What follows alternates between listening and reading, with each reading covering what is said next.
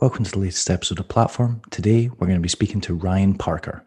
Most people will be familiar with Ryan because of his amazing Instagram clips. He is exceptional at skating ledges. He's really good at 1-foot tricks, can do many things switching natural, and just has great style. He's put out sections in the past that I just absolutely love, such as Despondent 2, he had footage in that, and Multichorus, and most recently Port Authority. He's been skating for Razors for a while, but it's been kind of low key. He's just been skating the cults and promoting them that way. But last year he joined USD, and recently he released a team introduction section for them. And I just absolutely loved it. It was so good, so much style, like true top porn switching natural, really stylish handrail tricks, really good switch ups on like low ledges, just everything he does is like really finessed, and you can tell he takes a lot of time to land these tricks just exactly how he wants to. Ryan is kind of my bad books though, because when I started Platform, he was one of the first people I contacted because we've been in touch for just months, exchanging tips about, DIY spots and just basically talking about skating. And I said, I want to get you on. And he agreed. And since that time, he's been on 2 other podcasts and he still hasn't been on this one. So I kind of feel like he's cheated on me a little bit. Also, we were supposed to do this podcast an hour ago and he was just an absolute no-show. I was just sitting here like a total tool. And after an hour, when I was getting ready to pack up, he sent me a message saying that he was really sorry. He'd stopped off to see his flatmate, Cody Refner, who's also really good at skating. But Cody happens to work in a brewery and Ryan's had a few beers. So he still wants to do the podcast. I'm not sure if he's sober or not, but I guess we'll find out.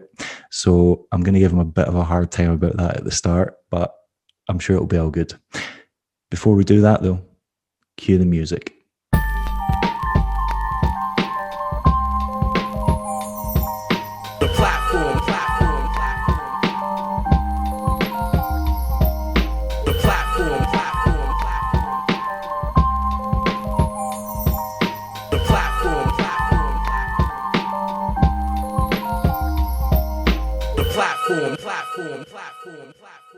Hey. Yeah. How you doing? Dude, I am so sorry. I'm so pissed at you right now. So pissed for many reasons. I mean, that makes sense. First of all, you promised me this podcast months ago, and then you cheated on me with not one, but 2 people. I didn't mean to. They just they set a date immediately, and I was just obligated. Okay, that's. I tried to set a date. You kept fobbing me off, saying you were setting up a computer, and then you never. No, well, that was the plan. Was I was going to do it off of my computer that's in my fucking room, and is nice, but they were just okay, we're doing it this day, and I was okay, I'll answer the fucking phone. I don't know. Right. Is the computer even working yet? I mean, the computer works, yes.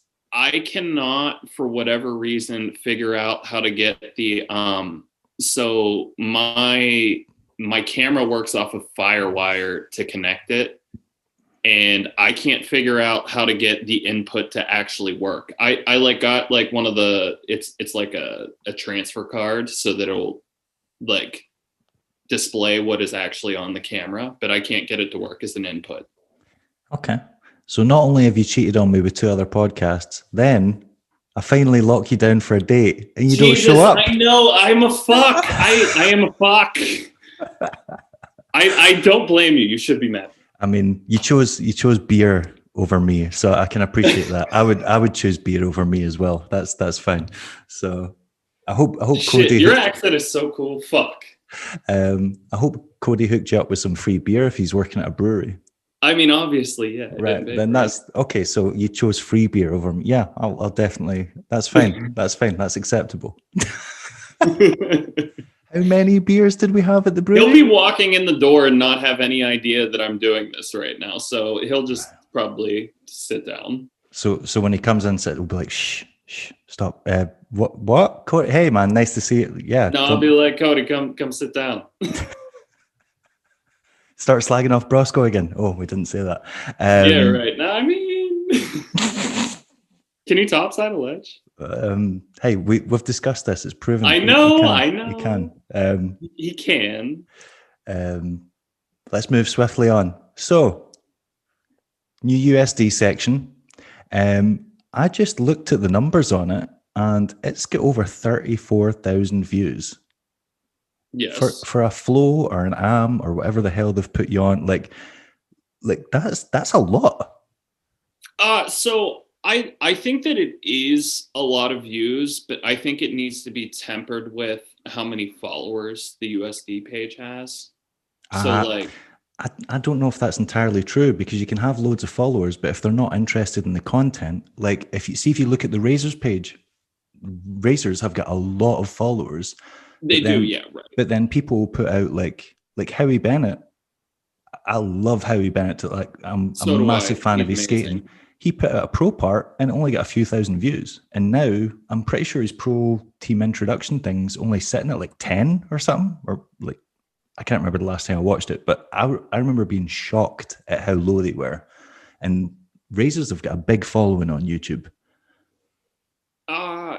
So I don't think it's as simple as going, they just have a lot of followers. I think a lot of people have watched that edit a lot of times. Yeah, no, and I'm not discounting that fact. I just needed to like temper it with the fact that like they do have a lot of followers who I think frequently watch the videos that they post. Like other AMs who have posted videos have 27,000 views type thing. Yeah, but that's probably historical views, like as in over time, like as in theirs came out, months or years ago. No, I mean that's also a fair point. And considering the recent, I don't know if you saw this, but Roman Abrat have brought out his Pro Skate promo, and oh my God, it was dire. Like the first trick was a Unity on like a knee-high ledge. The second trick was a back royale on a knee-high ledge. And I'm like, they've just given you a pro skate and this is the level of effort you're putting in. So yours compared to that was just night and day. Yeah, so I definitely like I tried to film a part that would be good whenever like I was going into it.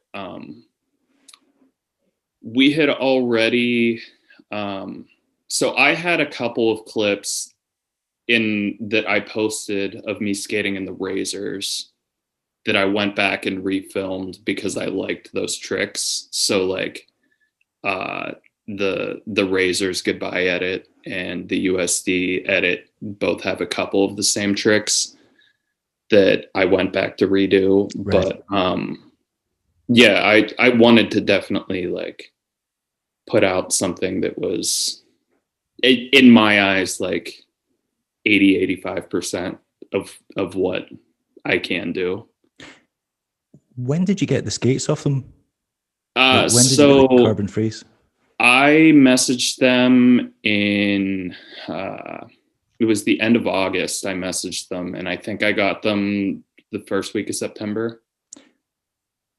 Okay, so how long did you spend working on the section?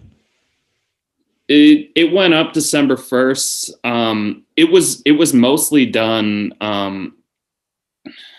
end of October, but I got like, I don't know, 4 or 5 more clips that I ended up putting in the edit. So just a couple of months then? Yeah.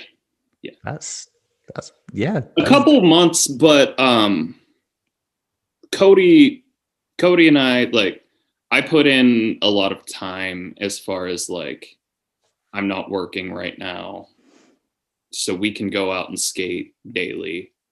And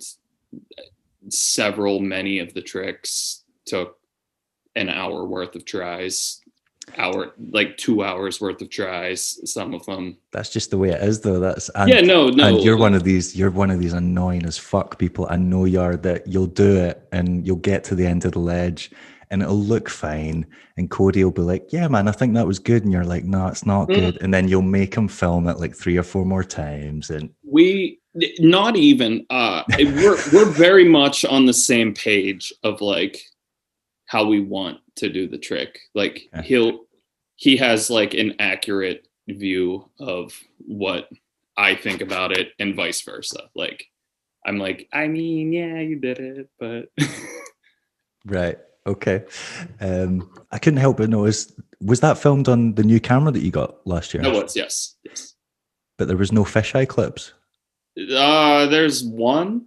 Is there? Yeah. I did the zero back torque to fakie zero spin over the grass. So there's one. One, yes. Yeah. So A distinct lack of fisheye clips in that section, because I remember you bitching about the fisheye. So it's scary to use the expensive camera fisheye. We're starting to, I think, get over the hump of like getting close with it now. But like I bought it myself. It's I have an HPX 250. Yeah. And I got the fisheye lens off of Death Lens Fisheye Sales. So I have 1,700 in on the camera. That is an investment. Yeah. Yeah, it's like, I mean, I'm not scared to film fisheye with it. When Cody uses it, I think that he is scared to like have me hit it, or I mean, yeah, that is what it would be. It would be me hitting it, because otherwise I would be filming. That would be a good trick, though, if you managed to film yourself skating and fishing. Yeah, right. That'd be pretty impressive. I'm pretty sure I was thinking like it's a niche new market for blading. I'm comfortable filming fisheye with my camera. I'll film.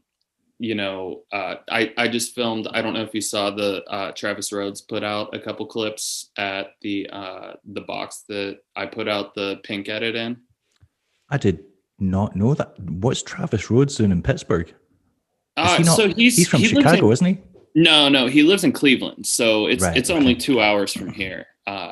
He drove down to skate, and we put out a 1-day edit from him visiting.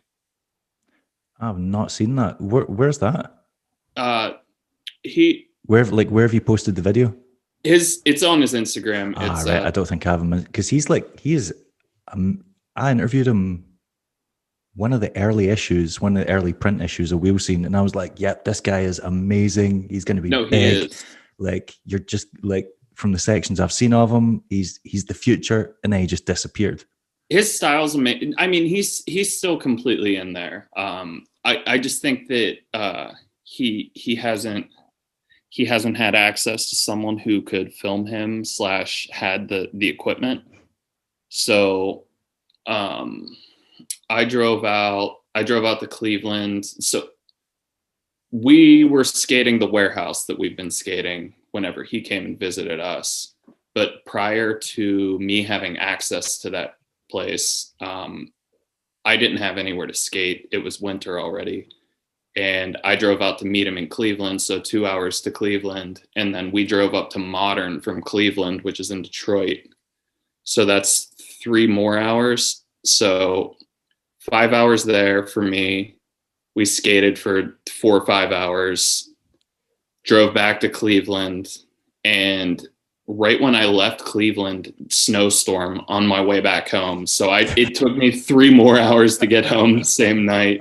That was just to skate one day, because I hadn't skated in like a week and a half. And yeah, that's when you know you're dedicated. That's when you know you're a lifer. Yeah, because sometimes I'll drive like 2 hours to a skate park, skate there for like an hour and a half, maybe 2 hours, then drive home, and I'm like, I've spent more time in the car than I have on skates. What this is? Yeah.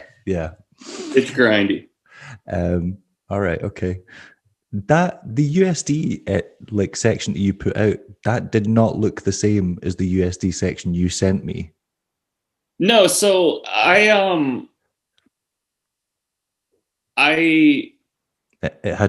sent it to you at the point where I was ready to submit it to USD to post it. and there were like a bunch of it seems like to me, because it wasn't actually told to me, they only release one edit per week. So there were already 3 edits set to come out whenever I submitted it, because it was the end of the year. Everyone's trying to get their clips out. So I had 3 more weeks to film, and we just went out and kept skating basically. I was talking about the intro clip that's not in the official version. No, the intro clip, they wouldn't put it in. They told me to take it out. Okay. For anyone that doesn't know, we're going to show it now. It's of just a random guy driving past, just very casually waving a gun. Explain the context for that clip. We were right across the street from my now former job that is waiting to reopen. I bartend down in like a main district. It's called the South Side of Pittsburgh. So we were skating this like brick ledge, and like Cody has the camera, and I mean it looks like a real camera. So he's standing there on the side, I'm skating, and this guy rolls past, and he's just like, he like flashes his gun, and Cody's sitting there filming, and he like pulls off after he like flashes the gun. But what he didn't keep filming was he backed up after he pulled off and like talked to me, and I was like, yeah, this is my Instagram, I'm gonna post that in the edit that I put out. And then I had it in the edit, and I sent it to USD, and they were like, nah, we can't post that. And I was like, all right. But I'd still use the footage on like the Instagram. The Instagram, yeah. A couple of thoughts would be running through my head. One, like, I don't know if I want to film this guy, because what if he takes offense? I don't want to piss off the guy with the gun. And 2, why is he just casually driving past waving a gun for like shits and giggles? There's so many questions to arise from that situation. Like, I think that like it's just like he knew we were filming kind of thing, and like, so he was just showing off. Yeah, nothing else. Like it wasn't like malicious, or like he knew what was up, and we knew what was up. It wasn't like anything weird, I don't think. Like, I thought it was funny. I mean, yeah, the clip doesn't look intimidating, but I would still be like, I guess because we don't really have guns in Scotland, so like people, like pedestrians don't carry guns and things like that. Like, you can't really just get a gun license and walk about with one on your person. And illegal guns are like, yeah. See, I would have. They exist. People have them, but they're not as common as like in the States. I would assume that he deals drugs. Yeah, would be my assumption. I would assume that too. But aside from that, I mean, I don't want to cast any assumptions about someone, but you know, if you're just driving past, just like wiggling it in the air, it's probably not a legal firearm. Yeah. Is that a common thing in Pitt? Like, I don't know what Pittsburgh's like. So, I mean, common enough that like I'm not going to blink an eye at it, but not like, I wouldn't say we have like a huge problem in the city. It's just the same as any other city, I would say. Or do you just find skate spots in like the shittiest neighborhoods, and that just happens to have? It's not even like a shitty neighborhood that we were in. It's just like, it's a we have like the street that it's on, Carson Street. It's like, I think it has like one of the highest like bar to population ratios in the country. So it's just like, if you're going to be a drug dealer, you're probably going to be in that area where people are going out all the time. And he saw that we had a camera, and it happened the way that it happened. Okay. Yeah, that makes sense. You know, cater to your demographic and all that. All right. Yeah. So before you got on USD, you obviously you dropped me a message when, yeah, they sent you carbons. How long were you riding on razors for? Because it felt like you were kind of, it didn't feel like you were on, but it felt like you were getting hooked up by them for years. Yeah, so I was officially on razors since 2017. Right. But it's just it's a weird thing because I didn't formally ask the question of like what designation am I flow, am I am, and I'm not even I entirely sure they have that structure at the moment. I don't yeah really. no that may not be the case, but like I didn't I don't like their boots don't fit my foot outside of the cult. I tried whenever the shifts first came out, I had Jeff send them to me. I skated them for seriously 2 sessions and I was like, nah, this skate ain't it. I know that the SL, I can't fit the size 7 boot, and the size 9 is a boat on my foot. I wear the size 9 cult. So I feel like the people who ride cults are in like, and only the cults are in a weird spot where it's like their cheapest boot mold, and it's an open boot mold on top of that. Like anyone could make a product off of that. I mean, So anyone has, like, yeah, right. But I'm USD saying, like, used it, and so have SSM and NIM. So yeah, it's no yeah. one, like they're not pushing that as their main product line. I don't know. It was just it was definitely I didn't feel like any obligation to like push myself to like film anything, because I was like, I'm just skating cults, and like I feel like they don't really care. But you did you put out a lot of stuff promoting them. Like you had Despondent, you had Multichorus, you had Port Authority, and then you had all those, like, you're, I would say, one of those people that is quite popular on Instagram. So like you have, like, I don't know, not viral clips, but like clips that are very popular on social media. So you are promoting their products. Yeah, no, I'm always promoting it, but I would say like if I compared the level of effort that I put in for the USD part versus the level of effort that I was putting in for those clips, like to me, there's a clear differentiation. I don't know if it comes off that way or not, because like I always like want to do a trick as good as I can type of thing, but like the difficulty of tricks that I was selecting, I would say was harder for the USD part. Well, in the USD part, you skate handrails. In the previous sections, you weren't touching handrails. It was all Yeah, it was all ledges and like weird, like, yeah, creative right. shit. But like that's just like that's just the terrain that we have. Like it's not even like I don't want to go skate rails. I grew up solely as a rail skater. Like that's all I remember. that's all I skated. I remember. We're getting to that. Yeah. Like we're getting to emo Ryan. We're going to cover that base. I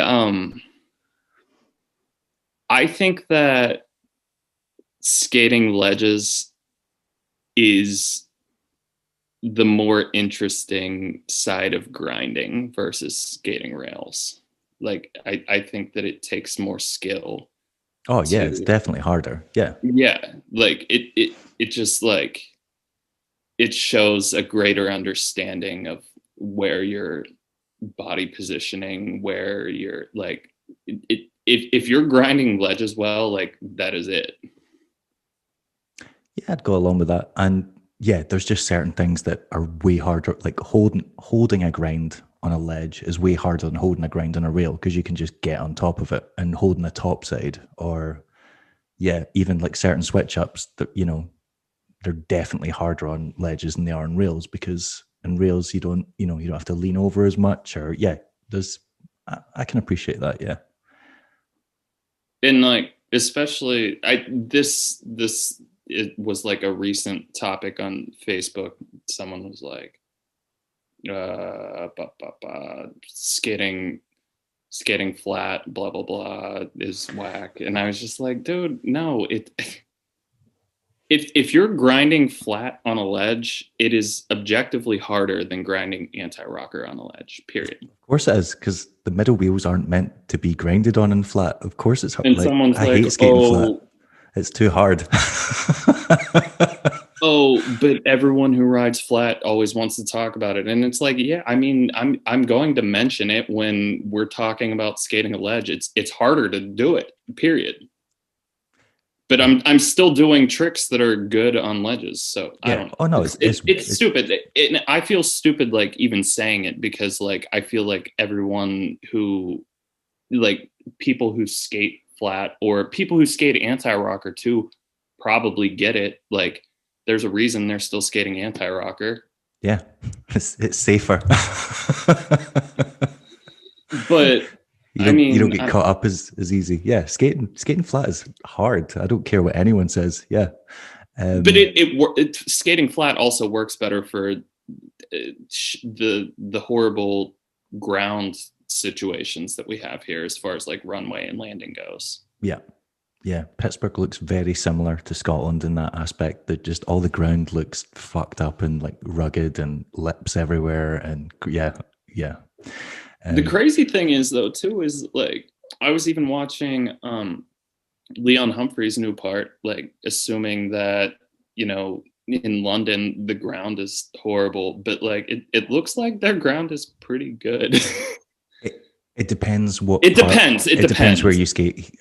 Leon is. I lived in London for like a year and a half. Leon is obsessive when it comes to looking for spots. So Leon's the kind of person that will find out. I was like, oh, there's a construction site there, and he will keep an eye on it to like just see what comes up of it. And interesting, yeah. So he knows when the spot's coming up precisely. Yeah, he's that. Or if he doesn't, he'll find someone that does. Leon skated for as long as I have, and when you've skated that long, he's just desperate all the time to find new obstacles, new challenges. Same. That's exactly like Cody and I are always looking. It's just that our city isn't nearly as large as London, so yeah. Plus London's so weird, like you can literally skate a spot and then go back the next week and it just won't be there. It's not even it's capped, it just won't exist. Whereas up in Scotland it's a little bit safer like that, like you know that something's going to be there for a while as long as you don't abuse it too much or draw too much attention to yourself. Whereas in London it might not even be that you've skated it that's caused that. It might just be like stuff's just torn down and rebuilt so quickly there. So yeah. No, I mean, I've seen spots like that where it's up the one day and then you go back and you're like, wow, no, it's not there anymore. That sucks. Yeah. Like some of the spots that there's a rail that I skated in my 2008 edit with Hawk Trackler, and it's like the rail that I did 2-back royale, rewind, hard topsail. It's on the playground. I did true acid capture Mizzou. I know the one. It looks like a Philly. It is a Philly spot, isn't it? Yeah, it's a Pittsburgh spot, but it looks like a Philly spot. Looks like a Philly spot. Yeah. We found that rail. I got to skate it twice, and it got demolished. Like, so the clips that I had in that were just 2 sessions worth of skating that, and then it was gone forever. And I was like, shit, that rail had been there forever. We just found it. It was 2008 and like gone. Right. I won't ask you about that, but I'll ask you about the USD stuff first. Is that Cody arrived home and now he's eyeballing you? Is that what's happening here? Yeah. Cody, I've got a bone to pick with you. Thank you. Like you just fucked up my podcast. Excuse me. Me and Ryan were meant to have a date, and you made him an hour late for it. What's that all about? I made him late for the day too. Yeah, you gave him free beer. The fuck? How am I meant to compete with free beer? It's you could never. You can never. I mean, this is bullshit. This is unfair. I can't compete with that. Well, enjoy, boys. Carry on. Don't let me fuck you up. He's like, I'm taking my whiskey to my room. I'm sick of you guys. Right. I want to ask about the Hawk Trackler edit, but first I want to know how you ended up on USD then. How did you get hooked up with them? So I already said how basically I was feeling like riding the cults with razors. And I reached out to Joe Zank. I think it was like the end of July, and I was like, I needed liners at the time because I was riding Rain V2s for a while. Like it had been a year and a half on 2 separate sets of them. And I was like, who's running the Rain team? And he told me Burston. But he was like, good luck getting liners. Like, I've been asking since March and I don't have liners. And I was like, I mean, okay. So what actually happened was right after he told me that, I went online and started looking at liners, and I was like, all right, well, I guess the only other option seems like power slide liners. And I was like, why don't I just message Eugen and see if he'll put me on USD? And that's what I did. You don't ask, you don't get. Yeah. Yeah, right. No, so I messaged Eugen and I was like, yo, I know this is weird. Like, I feel like you enjoy my skating. Like, would you have a spot to ride USDs? And like, it was just like immediate, like, yeah. And then he put me in contact with Sam Crofts, and they sent me the Bernals. So that was, it was cool. At any point, because it always feels weird, like putting yourself in the position where you're like asking for something. Yeah, it's awkward because you're like, what if they say no or something, and you feel like a dick? Yeah, you're like, so. Did you ever think about playing razors off USD and being like, hey Jeff, so USD have got in touch and they want to hook me up. Do you want to level up a little bit here? And you know, the thought crossed my mind, but it just like, I wouldn't want to like double put myself in an awkward situation, because like it was cool of Eugen to even like say yes in the first place. And like when he did, I like instantly like felt like, okay, like I'm going to at least try these and see what happens, type of thing. And I do like the carbon boot. It fits my foot really well. I like the Aeon boot. I don't like how either of the sole plates slide. All 3 of the sole plates, I don't like how they slide, is what I should say. Yeah, Aeons. I've tried to get along. They all do not slide nearly as good as the Cults. Like I won't even like. I couldn't possibly like be in the position of being like, oh yeah, that they skate just as good. Like the sole plates don't slide. So I'm going to try the slick sole plates for the Aeons and see if they help out. Oh, you mean like the blocks?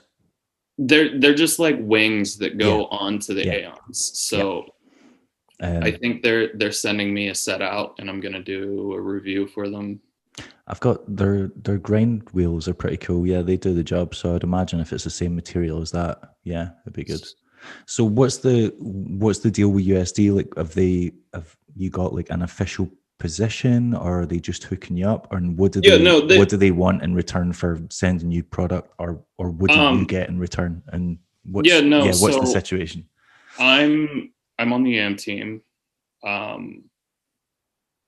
They will send me like, so I got the Bernals, and then this was the end of August. They said that like in October, the new sways and the Aeons are coming out. We'll send you out a second package with the sways and Aeons.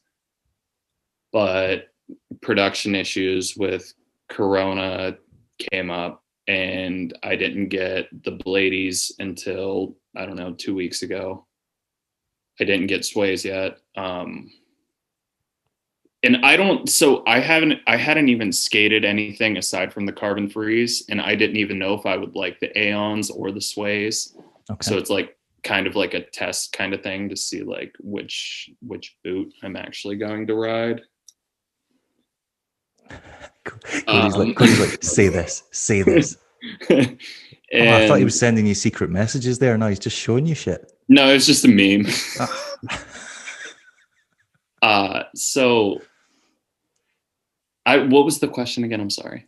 Yeah, like what? So you've basically said what you're getting packages with skates. What do they expect in return? Like what? Do you have I a don't quota know you need to fill or what? clearly what I'm expected to do.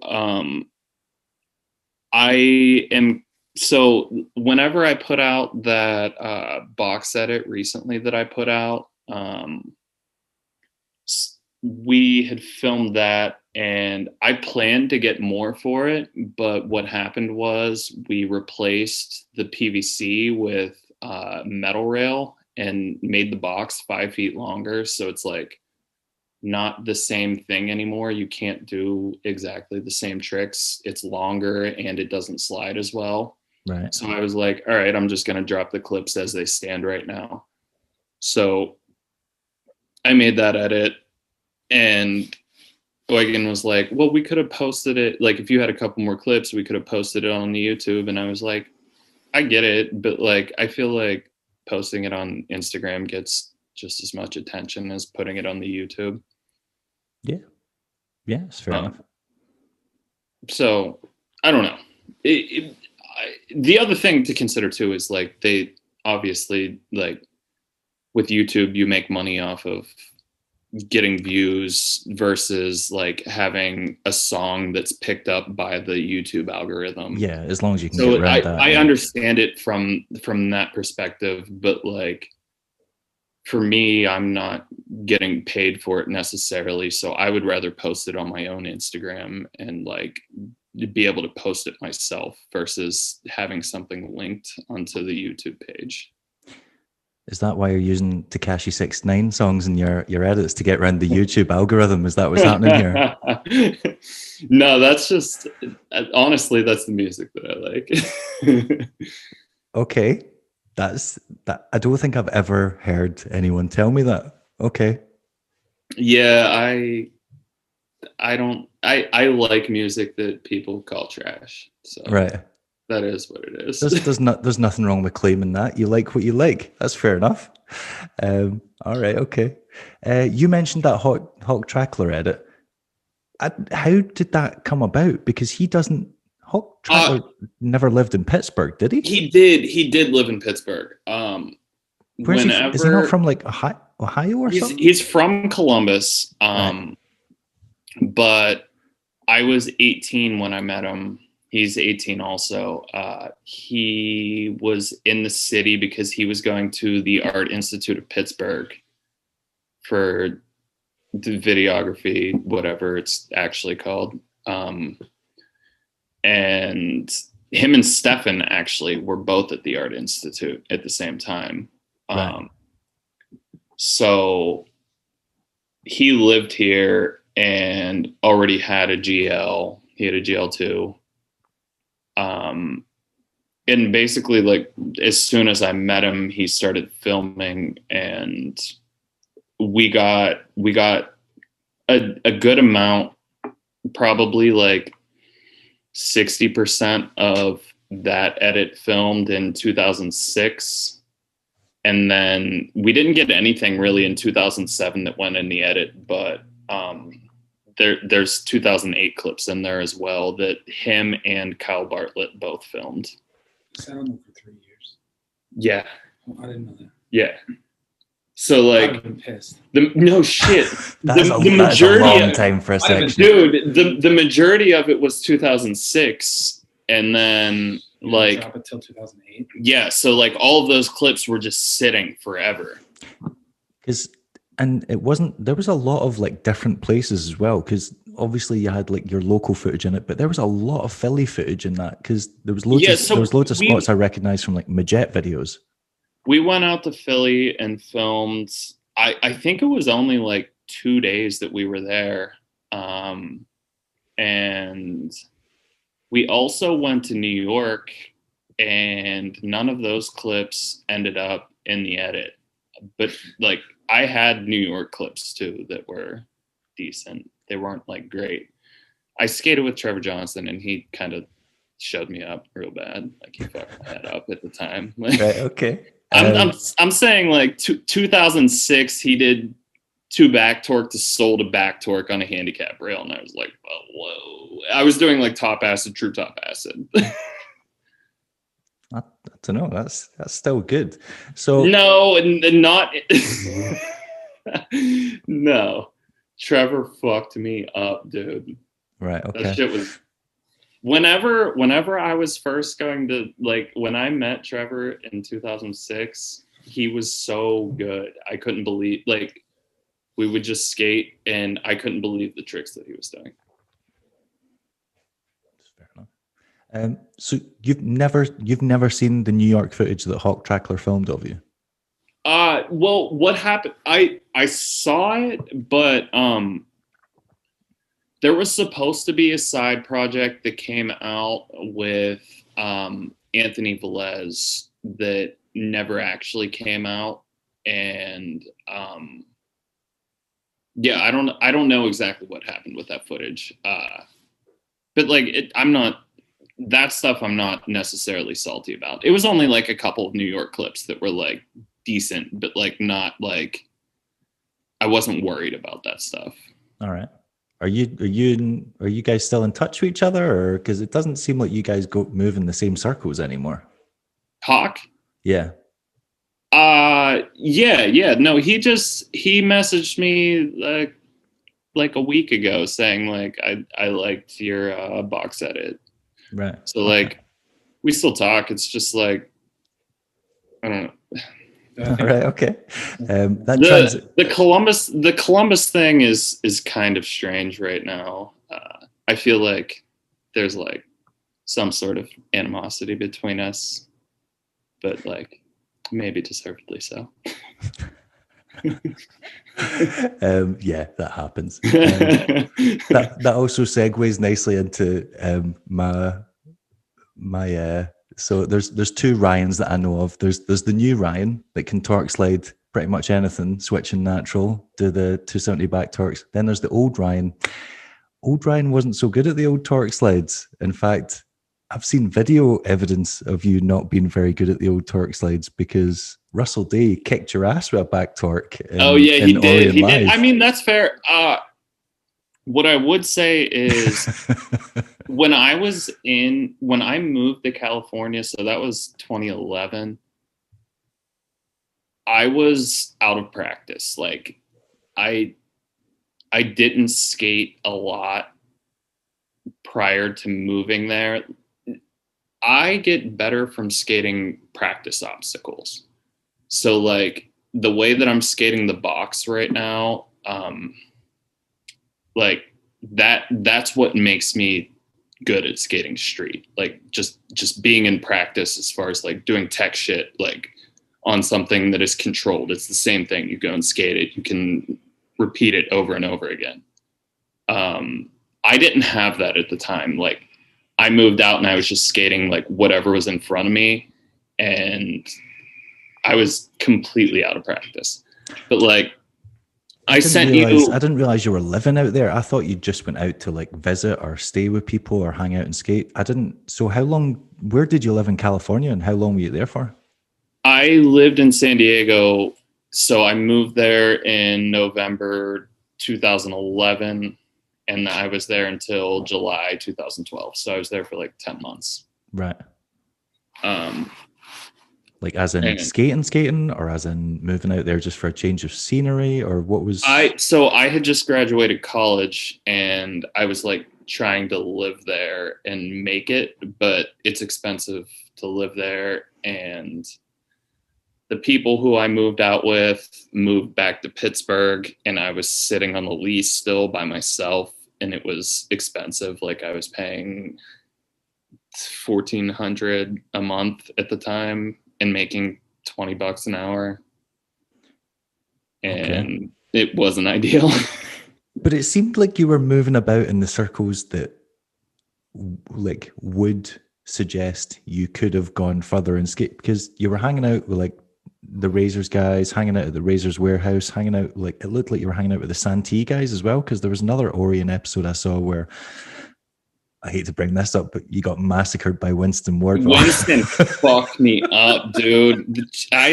He just went, "Oh, you want trick vocabulary? You want to come out to the West Coast? I'm just going to do true spin topside everything down this sketchy ass rail." That rail, I don't want to skate. It looked horrible.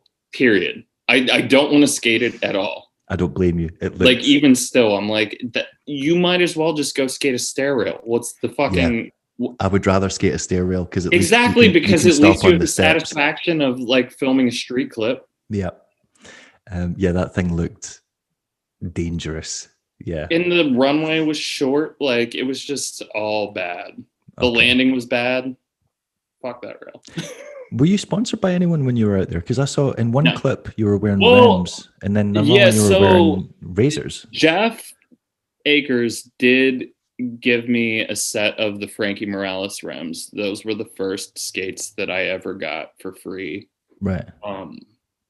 Because basically the whole time that I was out there, I skated Remedies.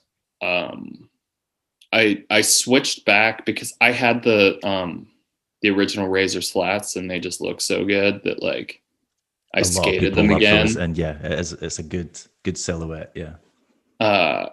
And just the color, that like solid blue. Yeah, with the was it the white backslide plate or something I had?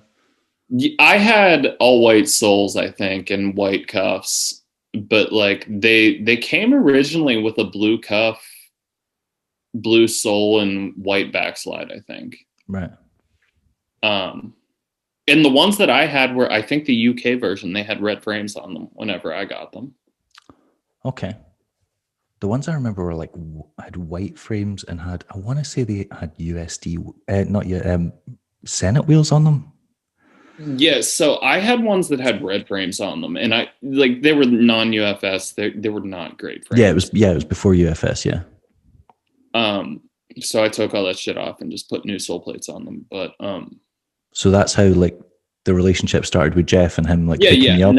It was in 2012 that I started. It was through Russell, honestly, because Russell was writing Remedies at the time. Right. So I mean, I love Russell. His skating is good. He knows how to skate a ledge. He's a Wheel Scene alumni as well. Yeah, we've had Russell interviewed before. Yeah, he also loves ledge skating and getting really low on his grinds. So that it does make sense that you guys would appreciate each other's skating. Yeah, that makes sense. So what made you decide to leave California then? Why were you like, no, I'm done with this? It wasn't even like I'm done with it. I couldn't afford to keep staying there. I lost so much money whenever, like, I moved out with like 12 grand. And when I left, I had basically no money even after I sold my shit and made it back home. So there was no one you could have moved in with or like roomed up with to make it cheaper, or? I mean, I suppose I could have tried, but like, it just felt like, I was not in a good spot. Like, I just moved out there. I was only there for, 10 months. And I was like running out of money. Like, I didn't have anything that I could do. Like, yeah, that's a lot of money to burn. I was locked in. I was locked in on a lease. I had to pay to get out of the lease, like just to break the lease in the first place. So like, I would have been paying to break a lease, to pay again a security deposit to move in somewhere else where I'm already paying more rent than I want to be paying. It was just like, it was, I got kind of fucked by like the people that moved out that I was living with at the time. Yeah, that is kind of rough if you're sharing with people and they all just jump ship. Yeah, that's pretty horrible. Okay. So and I don't hold it. It was like it was one of my best friends, Brent Pickup, who I was living with at the time. I don't hold it against him because like his knee was fucked. He was living in California. Like, he needed MCL and ACL surgery. He moved back to get the surgery. like, I don't blame him at all in any way, but like, I couldn't afford to like, to keep paying the double rent at the time. No, that's fair enough. Yeah. So at what point did old Ryan, who was in skinny everything, showing off his physique or lack thereof, turn into new swaggy Ryan that wears baggy everything and sits down in all his grinds? Because whenever I mentioned that to you before, you're like, oh, I fucking hate all that old footage. Like, I'm just standing tall on every grind. And now I know you make a point of going, we're bending these knees as much as they'll go. So yeah. So what changed? It was like a gradual change. I feel like so first I would say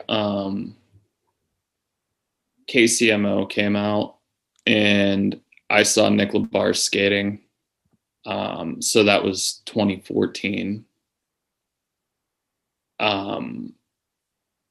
And I also started paying attention more to like, I had always like, CK was always one of my favorite skaters, but like I just started paying more attention to like how he was actually doing his skating and like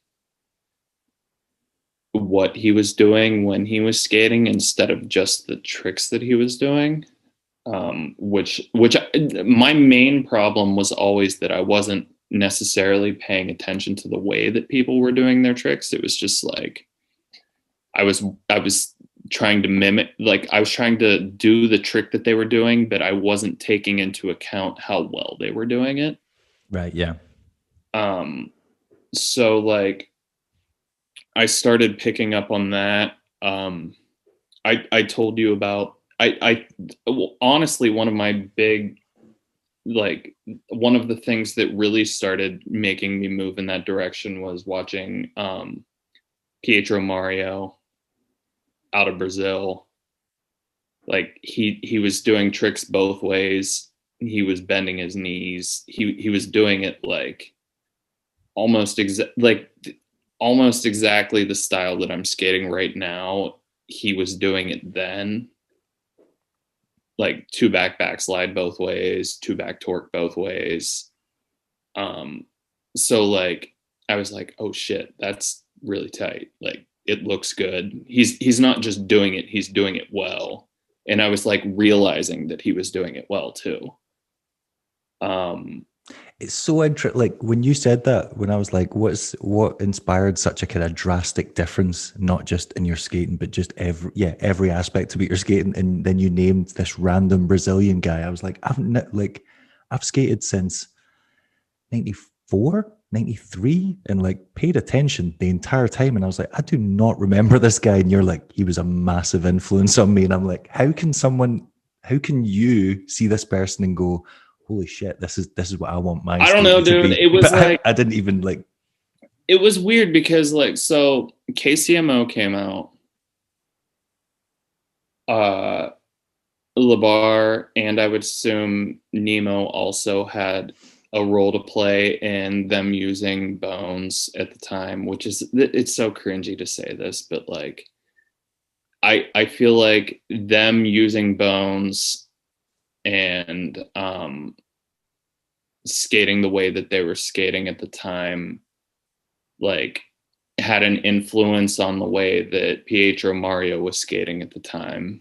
Right.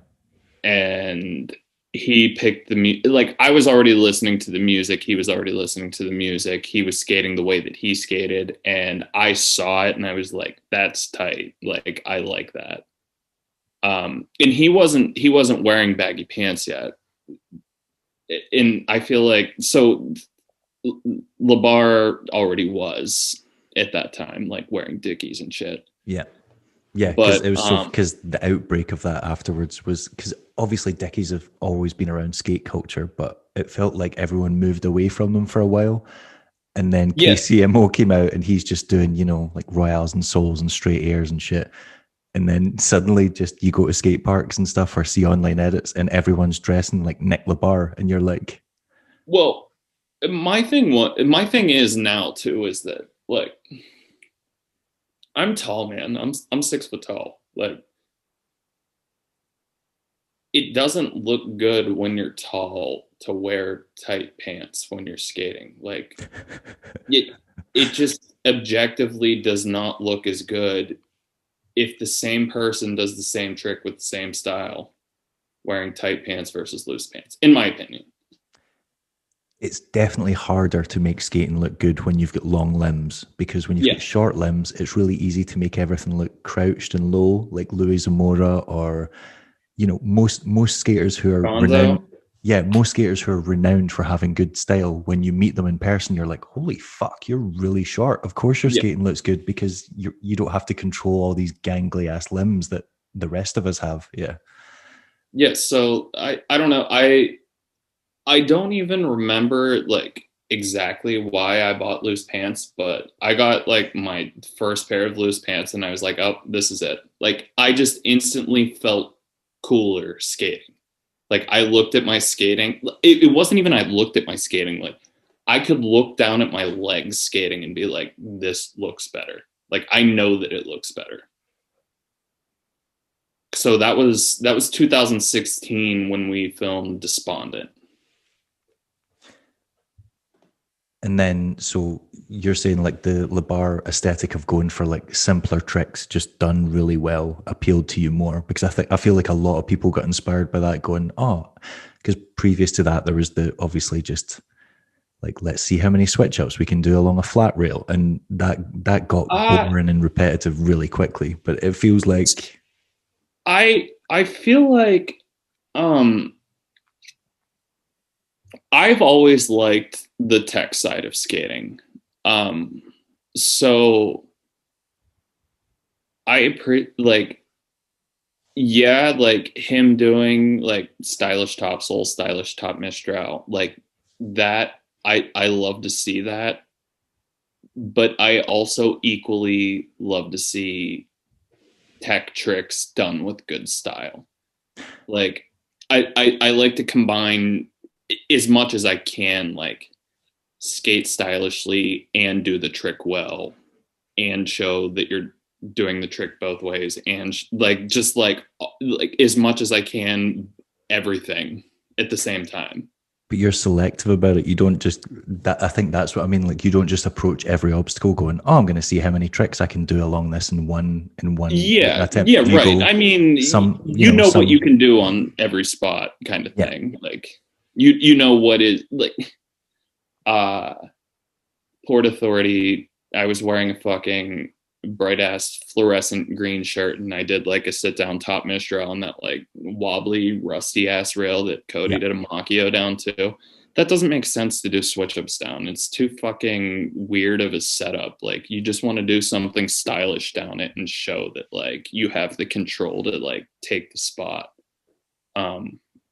Whereas like I don't know, like a fucking plastic ledge that you're skating, like, yeah, of course, get tech. I think that's what I mean. Like you're good, like you see an obstacle and you go, right, this one I'm going to hold the shit out of a top mistral and make it look really good. And then you see another one, you're like, you'll see like a curved ledge or whatever, and you're like, well, you know, just doing a simple trick along this probably isn't going to cut it. So yeah, right, exactly. I'm going to have to get tech on it. Yeah, like I'm all, like not necessarily always trying to do the most that I can do, but like make the trick make sense with what you're skating, I guess, is what I try to do. You also you guys have got like the like strict rules when it comes to tricks as well. You're like, oh, this is acceptable, this isn't acceptable. And I've always wondered, because there's quite a connection between Pittsburgh and Philadelphia, because Mike Colliner? He was from Pittsburgh, wasn't he? Yeah, he was, yes. And he's got a connection with like the Philly guys because he was in the Majet videos and the Denial videos. And then I remember the Denial guys used to come out to Pittsburgh to skate quite a lot. Like I wouldn't say a lot, but they did come out to skate here. So Michael... Because I remember they famously once said it's like the worst place in the world to skate, but yet they kept going. Michael was... And he was really good. extremely physically gifted, and not only that, he like understands like what makes a trick look good, and he knows how to do it like that. Yeah.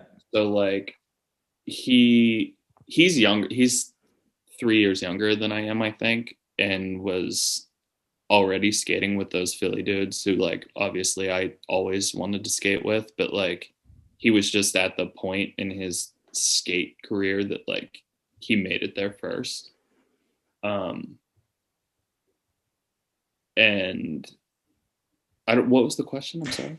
Just like it seems like I don't know if it's just exclusive to you and Cody or if it's a Pittsburgh thing, but you guys seem very much like, right, we've got some strict rules here. Like I remember you. Yeah, no, I mean, what was it, the 360 porn star? And you're like, nah, if your H block is not locked on exactly behind your sofa, get that shit out of my face. That's how all porn stars are. If you didn't lock your fucking torque foot, it's not you didn't do the trick. You're doing a fucking sidewalk. Yeah. Like, period. But it seems like you guys have got a lot of rules for stuff like that, and you're like, no, this is. I can't think of other examples off the top of my head, but it does. No, I can. Torque sole, like if your feet aren't touching whenever you lock, like no. And the same rule, I'm assuming the same rule exists for top Mistrals as well. Put those fucking feet together, and not only that, like I don't want to see you like torque sole with your like foot open. I want to see it like with your toe closed off, like almost like you're doing like closed book grind, but like as much as you can get like over top of it. Like that's how the trick looks good. I know what you mean. I don't want to see you standing straight up with your feet fucking spread doing a half-assed torque sole. Like just do a top sole. I'm guessing you've got the strict rule on the torque slide then. The backslide plate has to be like perfectly like 90 degrees on the. No, I don't care about that. Because some people get really funny about people who do torque slides like half on the sole plate, half on the backslide plate, if you know what I mean. Like Eric Bailey kind of do them like that. That shit doesn't bother me. I think that's more of like a personal, like the way that you do the trick, the way that it balances for you. The way that it balances for me, like I like being 90 degrees perpendicular, but like Cody does it like completely like fish brain torque type thing, the way that SK does it. Sean Kelso as well. It hurts my ankle to do it like that. I almost feel like it's probably more controlled to do it that way, but I can't do it. It doesn't work. Yeah, I can't do it the sole plate way either. If it looks safer somehow, but I don't really figure it. I don't really understand the actual mechanics of it. But yeah, I can like force it, but it always feels foreign. Right. Okay. When I do it like that. You were also, so do you like, I appreciate that the Kelso brothers have obviously had some kind of level of influence. Obviously, you mentioned Colin. Like Colin had just, there's a time where it felt like he was one of the biggest skaters in the world. Like so many people just copied like his tricks, how he dressed, yada yada yada, he had all the sections. But you guys, it feels like in recent years you guys have skated together a few times, or you have built up a friendship, or what's the kind of deal there? Because you have both skated in Philly together last year, is that right? Yeah. So we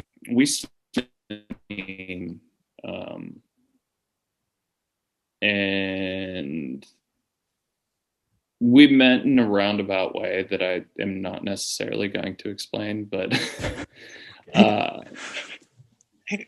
that sounds like there's a story there, but all right. We are, no, there is, but like we're we talk consistently. I would say that Cody and SK talk more, CK and I talk more if I were like saying the way that we actually talk to each other, but like I still talk to Sean, Colin still talks to Cody, we all FaceTime each other. Like it's just like we have like we group text randomly, and then like it'll be a month and we don't text, and then we start chatting in it again, and it's weird. But yeah, we talk to them frequently. I would imagine we just don't necessarily like. We don't necessarily.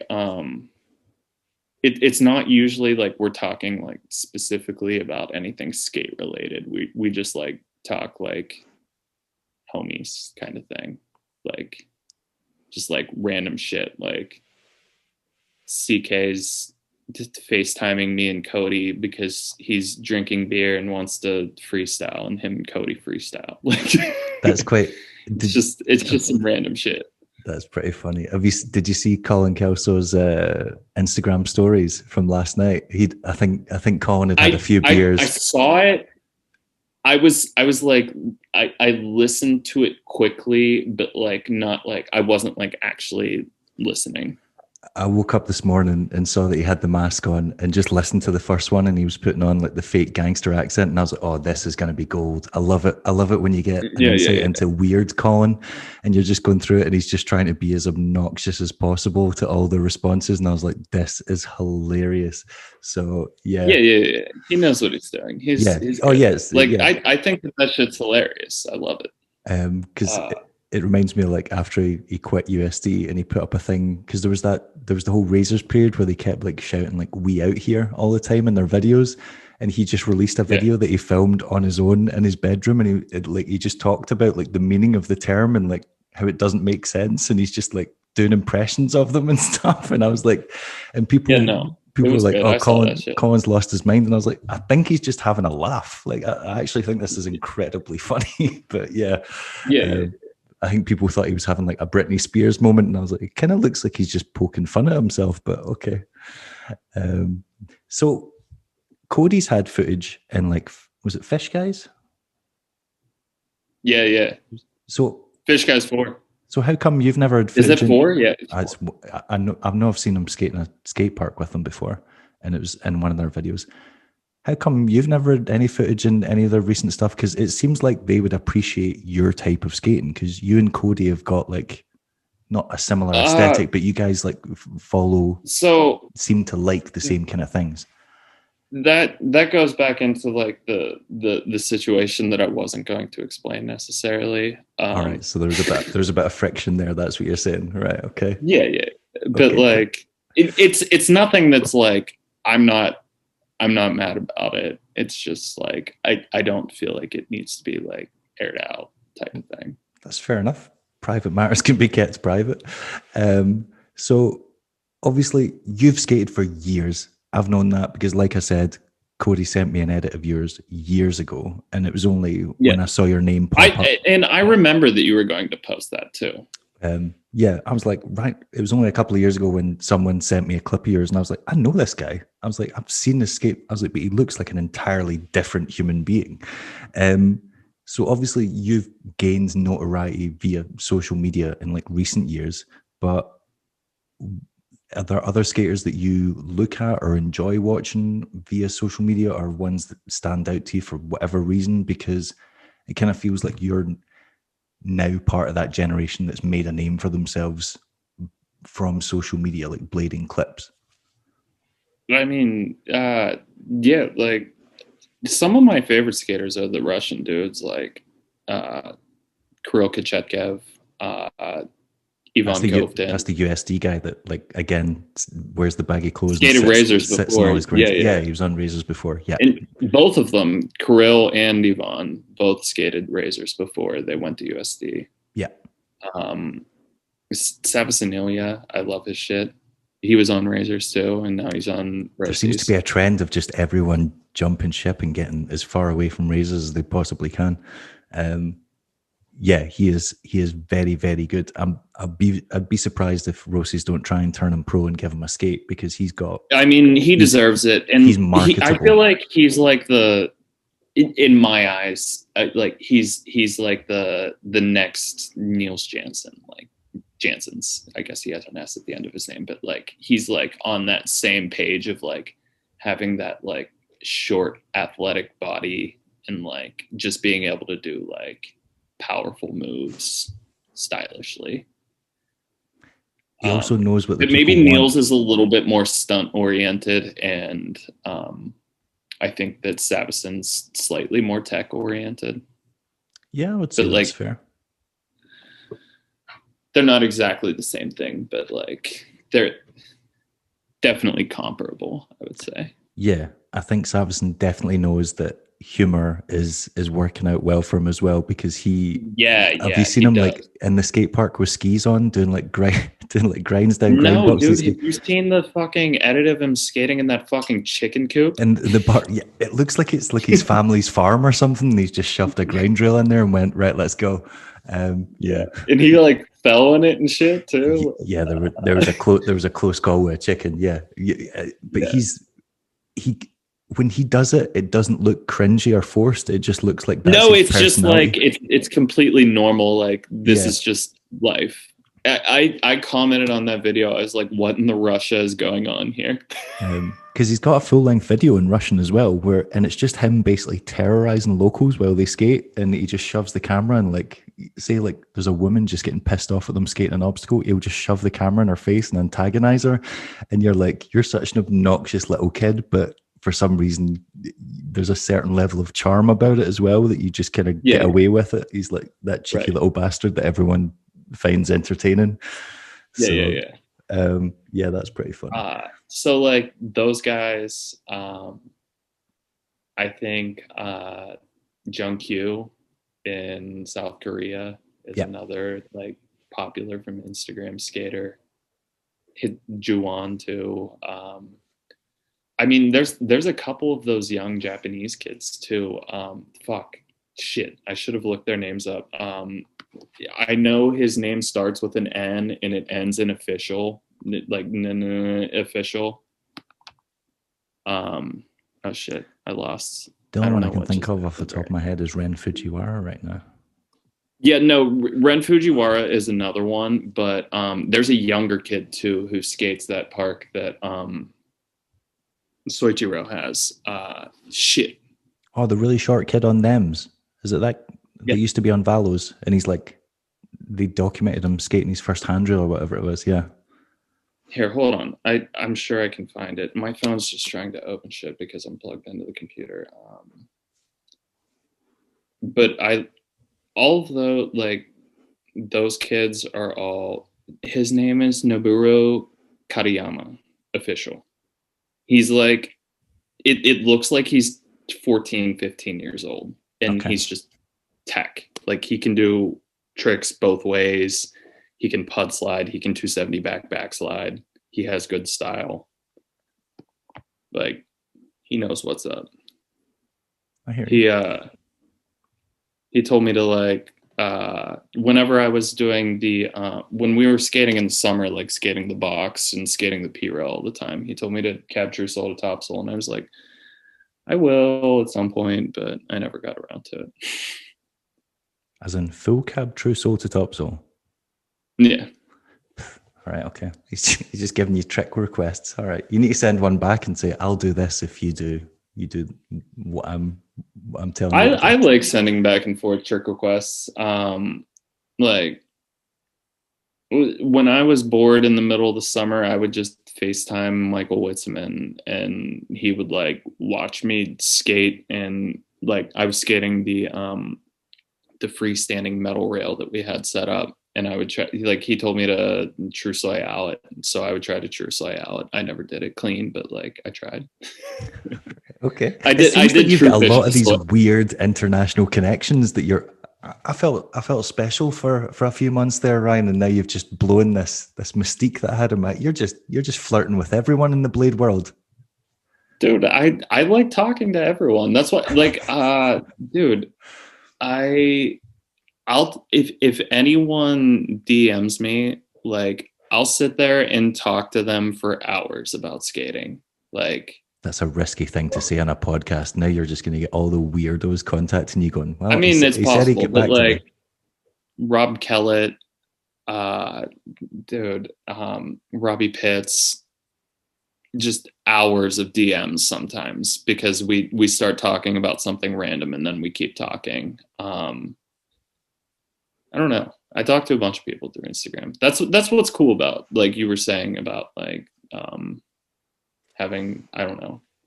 I don't even like saying it, but like having some notoriety from Instagram and like being recognized for skating. Like it's cool to be able to connect with people from around the world and actually have a conversation if you want to.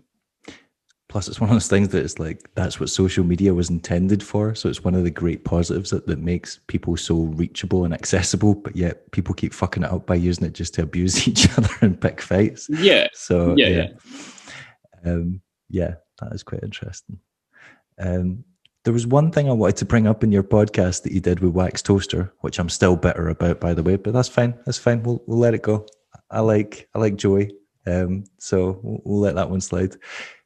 You guys mentioned that you don't like VODs, and you were like, I'm pretty sure you said you've never bought a VOD. Is that right?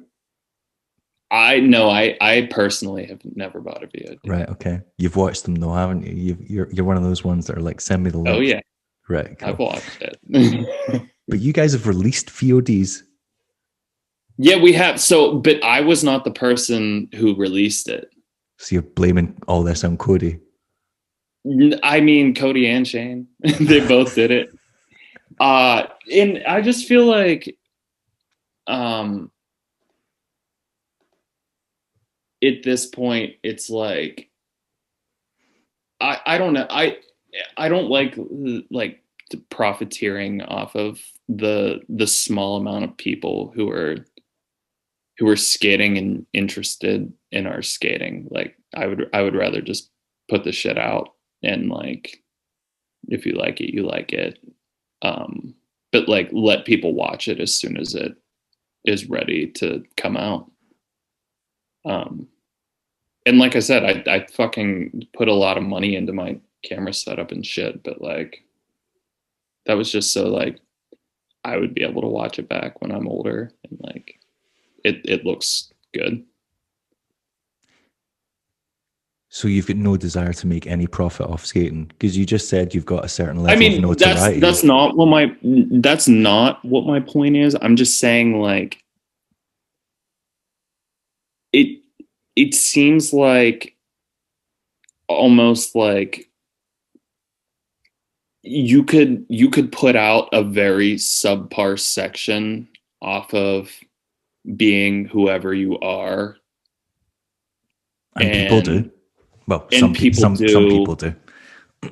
And I don't want to like, I don't want to have that like the pressure of like putting something out where I feel like it needs to be better than what I'm doing. Like I just want to do what I do and put it out, and it is what it is, kind of thing.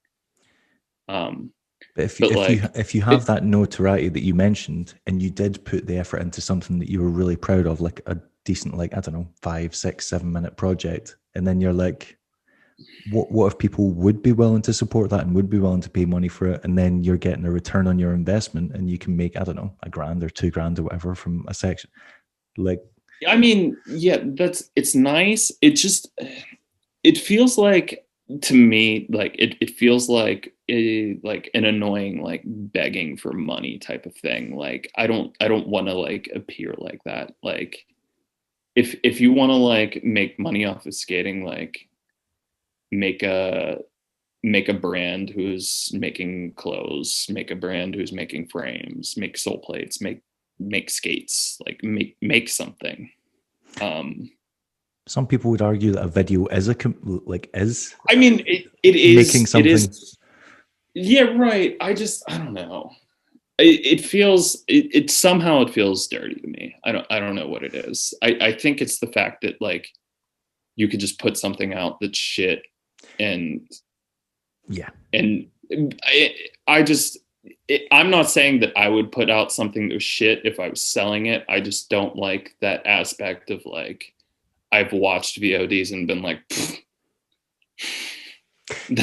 you want people to pay $15 for that? You can fuck off, buddy. Yeah, we all have. Yeah, I've watched some and I've been like, you should be ashamed of yourself for charging people for this. But then there's other ones I've watched and I'm like, I'm glad I paid that. I'm happy to give that person $5 because they worked their ass off.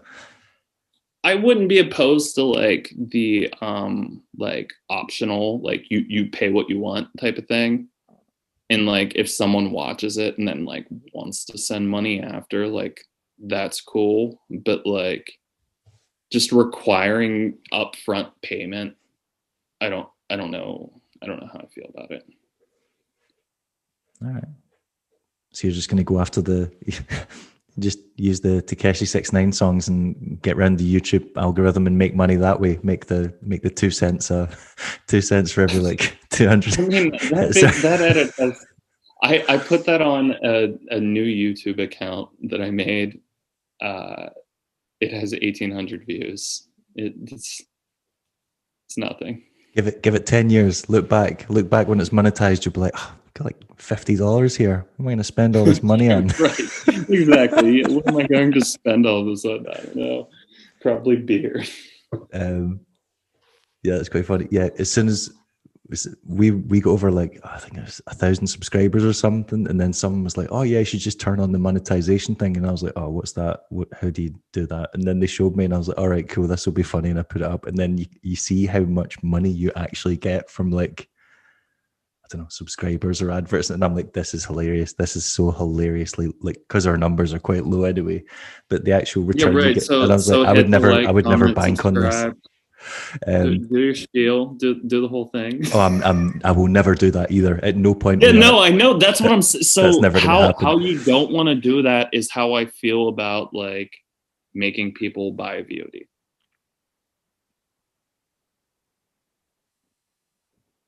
What's Cody telling you have to say? Yeah, it was just a separate personal question. It had nothing to do with this. Cody, grab me a beer.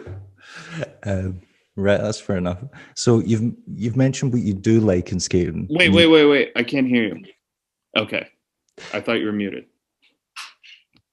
While you're waiting for more liquid courage, you've mentioned what you do like in skating and skaters that you do like. You've mentioned that you're not a fan of VODs. What else in blading do you not like, or you're like, I've got no time for this, I just can't tolerate it?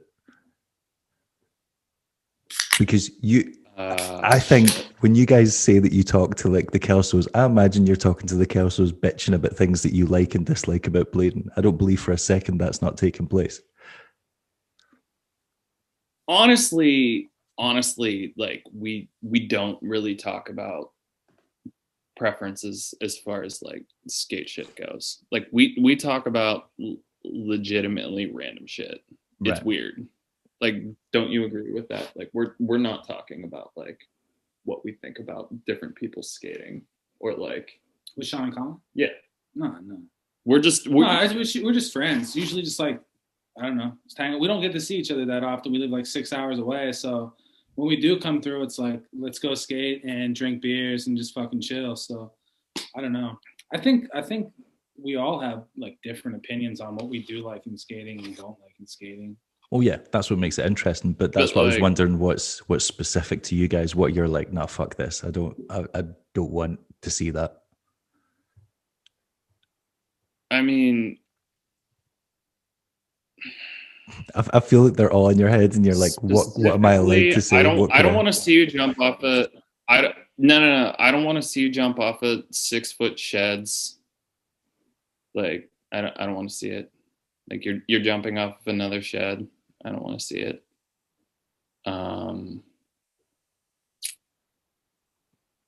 That was at Stefan Brando. I was like, are you just going to list tricks that Stefan does and shit on them? Yeah, no. Okay. I mean, it specifically, like, I don't want to see you jump off of it. It doesn't matter to me. Like, congratulations. I don't have a lot. I don't have a lot of shit that like specifically pisses me off unless it's like a new edit that comes out and I've already like had an opinion about it and I'm like, oh, okay. But like, I didn't write down a list of those kinds of things. So like, I would have to sit here and think for a minute.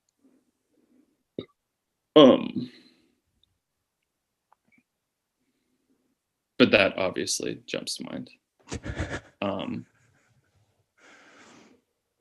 So when are we going to see you and Cody skating down the street with your Insta 360 cameras and swerving in and out of traffic and hill bombing and then just doing straight airs? So because I feel like that's the next level. Edwards has a 360 camera that he films us with at the hideout. That's what I forgot to ask you about. Right. So first off, what the hell's going on with your new little secret training layer thing? And why is Chris Edwards there?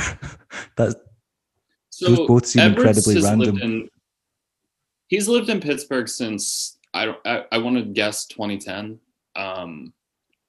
He helped build a skate park that is now non-existent. The outdoor one. Yes, Yeah. it was called Mr. Smalls, and That's it, yeah. they have a venue there at a separate location that they do concerts and stuff at. But yeah, he's been in Pittsburgh for a long time. I had like met him then in like 2010, 2011, but I feel like he didn't necessarily know who I was until recently, whenever we started skating our friend's warehouse, so he has like a business that's what he's running out of the place. He does like some automation software kind of stuff, and he has like people working for him, and he got the place because like they were all supposed to be working out of there pre-COVID, Right. but none of them work in the office now because of COVID. So like he has this like warehouse facility, and he skates too. So he's cool enough to like let us come and skate there pretty much daily, Okay. which is like beyond incredible for the winter. And I have people like messaging me all the time, like, can I come through? And it's like, well, it's not like my space Yeah, to tell it's you one of those you awkward can come here. situations. Yeah. It's like I want to tell you, yeah, you can come through, but like it's not mine, and I don't want to in any way infringe on what he's already allowing us to do, which is like amazing for us. Cody's distracting me here, like spinning a wheel on his finger. What wheel is that you've got in your hand? What's going on there? Conjure wheel. He's got a Conjure Basic. So when's your next He's pro waiting to wheel put coming them out with on. Conjure? Hopefully this year. And Symmetrics. That's Yeah. Hopefully this year. I have a concept for it. right. I I thought it was about time there was going to be another one in the pipeline, but all right. Yeah, so I guess the kind of unfortunate thing is that my wheel came out last March, and or was it 2 Marches ago? No, it was last March, and like I just didn't have any footage to put out with it at the time. Oh, don't think I Whereas, didn't like, notice. Yeah, there was no promo. There was nothing. Yeah, like, but like I was riding my wheel obviously the whole time for the USD part. So Well, people are like, where can I get that wheel? You can't. You can't. Yeah, it's gone. So this time I would definitely like to put a promo out for it. I still kind of feel bad that I didn't put anything out for it for the last one. But like, I don't know. I feel like they definitely are supportive of me regardless of not getting that edit out. It seems like Rob's got a very kind of understanding approach when it comes to sponsoring people, because most of the pro wheels that come out of the Conjure camp don't come with promos. Like they just come out, sell well because who else on Conjure's done that? No, but I'm like, it's still cool whenever you, I think, put something. My thing with promo material is, and this goes to like USD as well as Conjure, like I think it's cool if you have the product before it comes out and actually get the film stuff with it before it comes out, and then put it out, and then you get to sell it off of that point. Like the basement style like approach to it. Yeah. So like I think it's a better look that way, as opposed to like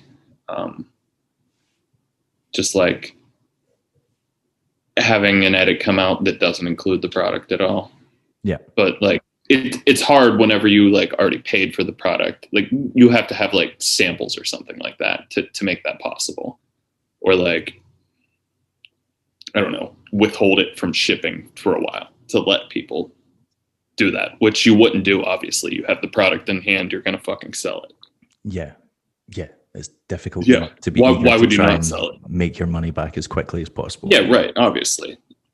So I get it. The samples thing is what it comes down to. It's like just letting your riders who are promoting the thing like have it before it comes out. Which, I mean, I guess I had every opportunity to do with the graphite cult, because I had that boot in April and it came out in October? November, yeah. David, I like your glasses. I was going to comment on those. I mean, I break them like every 3 months. So the next time you see me, they'll be new. Actually, you wear glasses, don't you? From time to time. I broke my last pair, so I've just been kind of winging it as far as my fucking vision's concerned. But ideally, I would wear glasses. I just assumed contacts, but what you're telling me is you're just walking about with like compromised vision. I'm like, just can't adapting. see shit. You know what I mean? I'm just adapting. Right. Figuring it out. Yeah, I wouldn't be able to do that. I'm incredibly I'm not able long-sighted. to do it either, but I only wear contacts. I can't wear glasses when I can't skate. do the contact. I can't touch my eyeballs. It freaks me out. That's just crazy. Not work for me. So potential wheel coming out eventually. I've just realized you can use one of your fits from in your USD section. You've got the full, what is it? There's like a pink and aqua, like colorway entire outfit you've got. You could rock that with the Blades A on. That is a look right there. That is a strong look.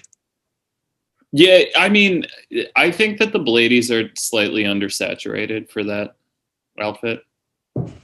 Like doesn't go with that's the color why scheme. It's not going to work. I found that's what I put that box edit out with the light pink outfit. I hear you. So what else is happening in the future then? What have you guys got planned? Are you guys going to do another project, the two of you together? Because it feels like, when did you two move in together? You guys haven't always... extremely recently. That's recent, yeah. I broke up with my ex-girlfriend now in December, and I moved in here. Right. So now that you guys are living together, I mean, it kind of feels like you two skate together all the time anyway. But now that you're living together, once the weather gets better, if it hasn't already, surely it's go time.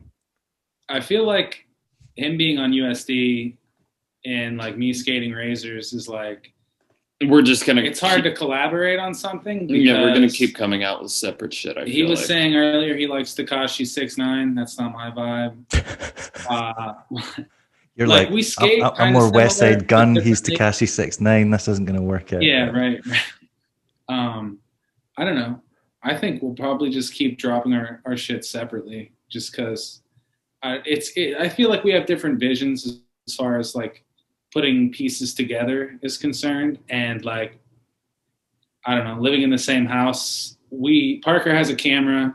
He just sends me my clips. I put them together on my computer, and I do mine on my computer. It's probably like, I mean, he doesn't have Seems to deal like with a my good shit. deal. I don't have Yeah. to deal with his shit. It's easier like that. It is easy. Like we don't have to deal with shit that we don't want to deal with. If I want to put something out, I'll put it out. If you want to stack to your heart's desire, keep stacking, whatever. But plus, that way you don't need to get into a fight in the kitchen, being like, I don't like how you edited that. You fucked that up. Right. That too. I mean, and just like, you know how it is, like somebody else has your clips, they use a clip that you don't want them to use, or they don't use a clip that you did want to use. Like, I don't know. Not that ever really happened like a lot between us, but yeah, it's just you have supreme control whenever you're the person who's putting it out and you edited it yourself the way that you wanted it to be done, and like you're fine with it going on how it is right now. It's just it's easy. We both have a computer that we can edit our clips on. We have my camera, so like I don't know. It's just extremely easy to edit your own clips. It's satisfying to edit your own clips as opposed to yeah, it's a lot of fun too. Editing someone else's shit. I think like a lot of years previously, we've spent just like not getting too far out of Pittsburgh because I don't know if you're familiar with like the geography of where Pittsburgh's at in the United States, but like, Vaguely. yeah. So we're like very northeast, and like there's not a whole lot worth traveling to within like 2 or 3 hours. So like if we want to go to Philly, it's 5 hours. To New York, it's 6 hours. So like we haven't really had a lot of like summers because for the longest time I was working early shifts. And I was working at a coffee shop. He was a bartender. So like, but right now as it stands, I bartend once a week at a brewery, and he's not working at all right now. So hopefully by the time this summer rolls around, we'll like just have a ton of time to travel and go like get clips in other cities and like. Yeah, our plan is to hopefully get to go to New York a bunch of times. Sean Grossman in New York said that he can put us up for days at a time. He's also not working right now, so like. Yeah, 'cause he works. He's like a freelance filmer or something, isn't he? Or he does something to do with. I honestly didn't ask him specifically what he's doing, so I don't even want to guess. But I'm fucking stoked to go up to New York and stay in fucking Brooklyn and get to film that shit. It's gonna be fun. Oh yeah. And then like even if we wanted to on the way back, Philly's a fucking hour and a half away. This is also true. Yeah. All right. I feel like I'm holding you guys back from having beers. I feel like Cody's sitting there being like, "You walk past." Oh no, dude. No, I'm just trying not to intrude. I don't know if you have like questions specifically tailored to Park. I'm just the fly on the wall. You can jump. You can jump in at any time. Yeah, no, sit here and ask questions. Can I ask you a question? Go for it. What about people's rollerblading do you not like? Like, what are some things that bother you about people skating? When people flood social media with just to have something out every day, regardless of the quality, they're just like, I have to have something out every day. And you're like, you could just fucking give it a rest for a couple of weeks and then give us something that people actually want to see. That really gets on my tits. I can do without the 360 cameras. One of my friends has one and he uses it all the time, and he's a free skater and more power to him, but I just don't want to see it. If you're going to use it, and people still like flood social media daily. Like, there's not a lot of people who I could name that do that, but I definitely know a few people who are just like posting shit to have to post. But at the same time, like I remember, like that's what companies want you to do, or that's like whatever. Yeah, like, I fully understand. They want you to be on social media every day with the hashtags, the fucking, all that dumb shit that is just annoying to everyone else, but from a marketing perspective, I guess it's understandable. Yeah.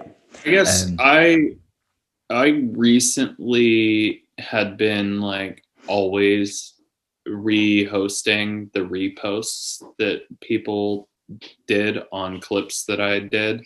So like I post something on Instagram, someone else reposted on their story, and I would repost it back.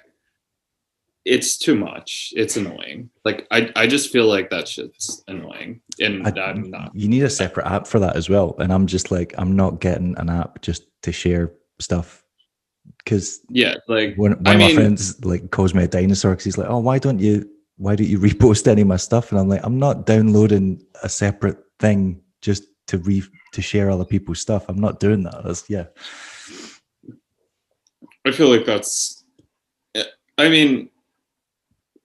I understand why to do it. I also understand that it's annoying. And I think that it's more annoying than not annoying. Like, everyone already fucking saw it. You're not posting anything that anyone hasn't seen. Yeah. It's just fucking annoying. One's just popped into my head, actually. The most annoying thing about running wheel scene is people who you've never heard of, or like not like never heard of. You know who they are, but you've just never had any contact with them ever. Will not even send you a message. They'll just send you a link and be like, and just expect you to share it or whatever it is. And like, I'm pretty on top of new videos and sections coming out. If I like it, I'll put it on the website. And I've got a kind of, my rule is, right, I won't put up a VOD that I wouldn't buy myself. or I wouldn't put up a section that I didn't enjoy watching. If I didn't like it, I'm not going to encourage other people to watch it because that's like signing off on it. So That's a good point. if a week passes and something's been out that I didn't like, the person will just hit me up and they won't be like polite or be like, oh, can you do me a favor? They'll be like, share this and just send me a link. Or in some cases, they'll just send me a link. And then if it's not put up on the website within like 24 hours or 40 hours, they'll hit me up again. And I'm like, don't badger me into like promoting your material if I don't like it. And don't make me feel like an asshole just because I don't like you're allowed to not like stuff. You don't have to be a dick and go out your way and slag it off and be, public about it like some people are. There's enough yes men out there. Yeah. So there's certainly enough yes men. And rollerblading is such a small fucking community too. Like if people aren't seeing your shit or if nobody's liking or sharing your shit, there might be a reason. Yeah, exactly. There's not that many of us out there. So like if you do drop shit that's worthwhile, people will see it. Exactly. And so it's quite funny when people take it personally as well. And they go, oh, well, you don't like me. And it's like, I've got nothing against you personally. I don't know you. I've never met you. I just didn't, right. I just didn't enjoy what you made. That I'm allowed to not enjoy it. So yeah. That's one that I get. Or you just get, people. The weirdest one is people interact with you in ways in social media that they would never dare do in real life. Like I will get some just insane DMs where people are like incredibly vicious and antagonistic, and then I'll see them at Winter Clash and they won't even make eye contact with me. And you're like, you were threatening me pretty hard a few months ago. That's crazy. There's a lot of that in rollerblading too, because we're so few and far between. The only interaction that we have a lot of times is social media. Yeah, like I'm not a violent person, but I'm also like, if you've made fun of me or attacked me, I'm going to bring it up to your face. And the funny thing is, people just don't think that's ever going to materialize. And you're like, well, if you go to all the major events, and I go to all the major events, we're going to cross paths, and I'm going to be like, was there any need for that? I'm not going to start a fight with you, but I'm going to call you out. That being said, don't come at Josh Petty online. No, I was going to go the opposite way with it. I was going to say something that I said. I made a post over the summer about because you were already talking about it, about like how you got to lock the porn stars, and I made a post about like everyone in New York City doesn't lock their 360 porn stars, and I did it like a person in New York City would do it. That's a dangerous statement because New York people because it's New York people take things very personally. Yeah. Fucking Mel Ashby was super pissed at me. He was like, yo, I hope you come to Boshy Pope with that energy. And I was like, dude, I mean, I hope you lock your 360. All I'm saying is if you're going to do a 360 porn star, fucking lock the torque. I'm not saying like I dislike New York skating. I'm not saying anything. Yep. I just feel like I've seen a lot of fucking drag torque, fucking sidewalk 360 porn stars out of New York City. You want to fight me because you can't lock your fucking tricks. It's a weird thing that like I get it when people are that passionate about something that they've got very strong opinions, but when you're just straight up going, I'm going to punch your face in, and you're like, you're going to punch my face in because I disagree with you on a subject. You're like, that's a really bizarre take to have on life. You must just be fighting people every day of your life then. Like you must get into a fight everywhere you go. Yeah. Just online. Yeah, I've got into trouble for a few. Actually, weirdly, Joey interviewed you guys, and I got myself and Joey into a lot of trouble because of his interview. And it got to the point where people from New York, prominent people from New York, were just raging at him and me because in the intro, I said about what? Basically, I didn't say anything negative about New York skaters, but I did say that since Billy O'Neill and Austin Paz, there's not been a pro skater to come out of New York, and that's not a reflection of saying there aren't good skaters. It's just a fact. Like no one's turned pro for a company from New York since those guys. And that was a long time ago that those guys turned pro. So there's been this massive gap.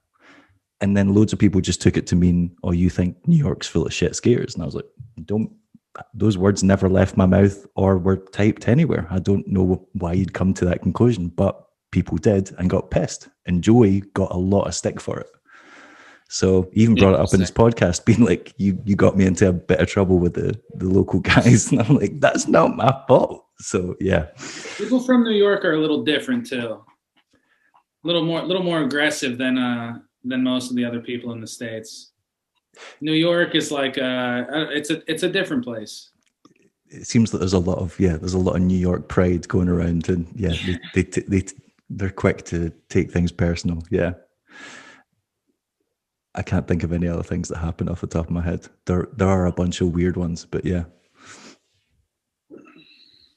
Oh, there was a time that the guy what's that wheel company called? It was Circolo. The guy that ran Circolo wheels threatened to. I'm pretty sure he said. Do they still exist? They don't still exist. But Jeff, what's his second name?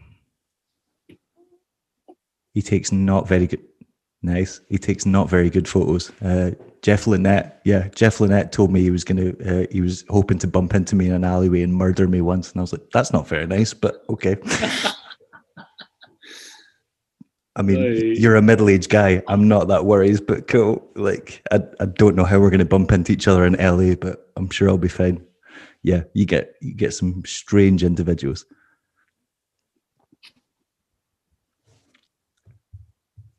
I've got no other questions unless you guys have got anything else you want to talk about. I mean, I don't have anything. I'm just getting a photo right now.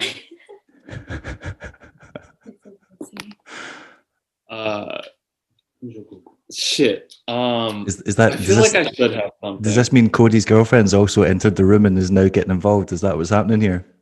That's the other roommate. That's our other roommate. Yeah. Right, okay. Cece has entered chat.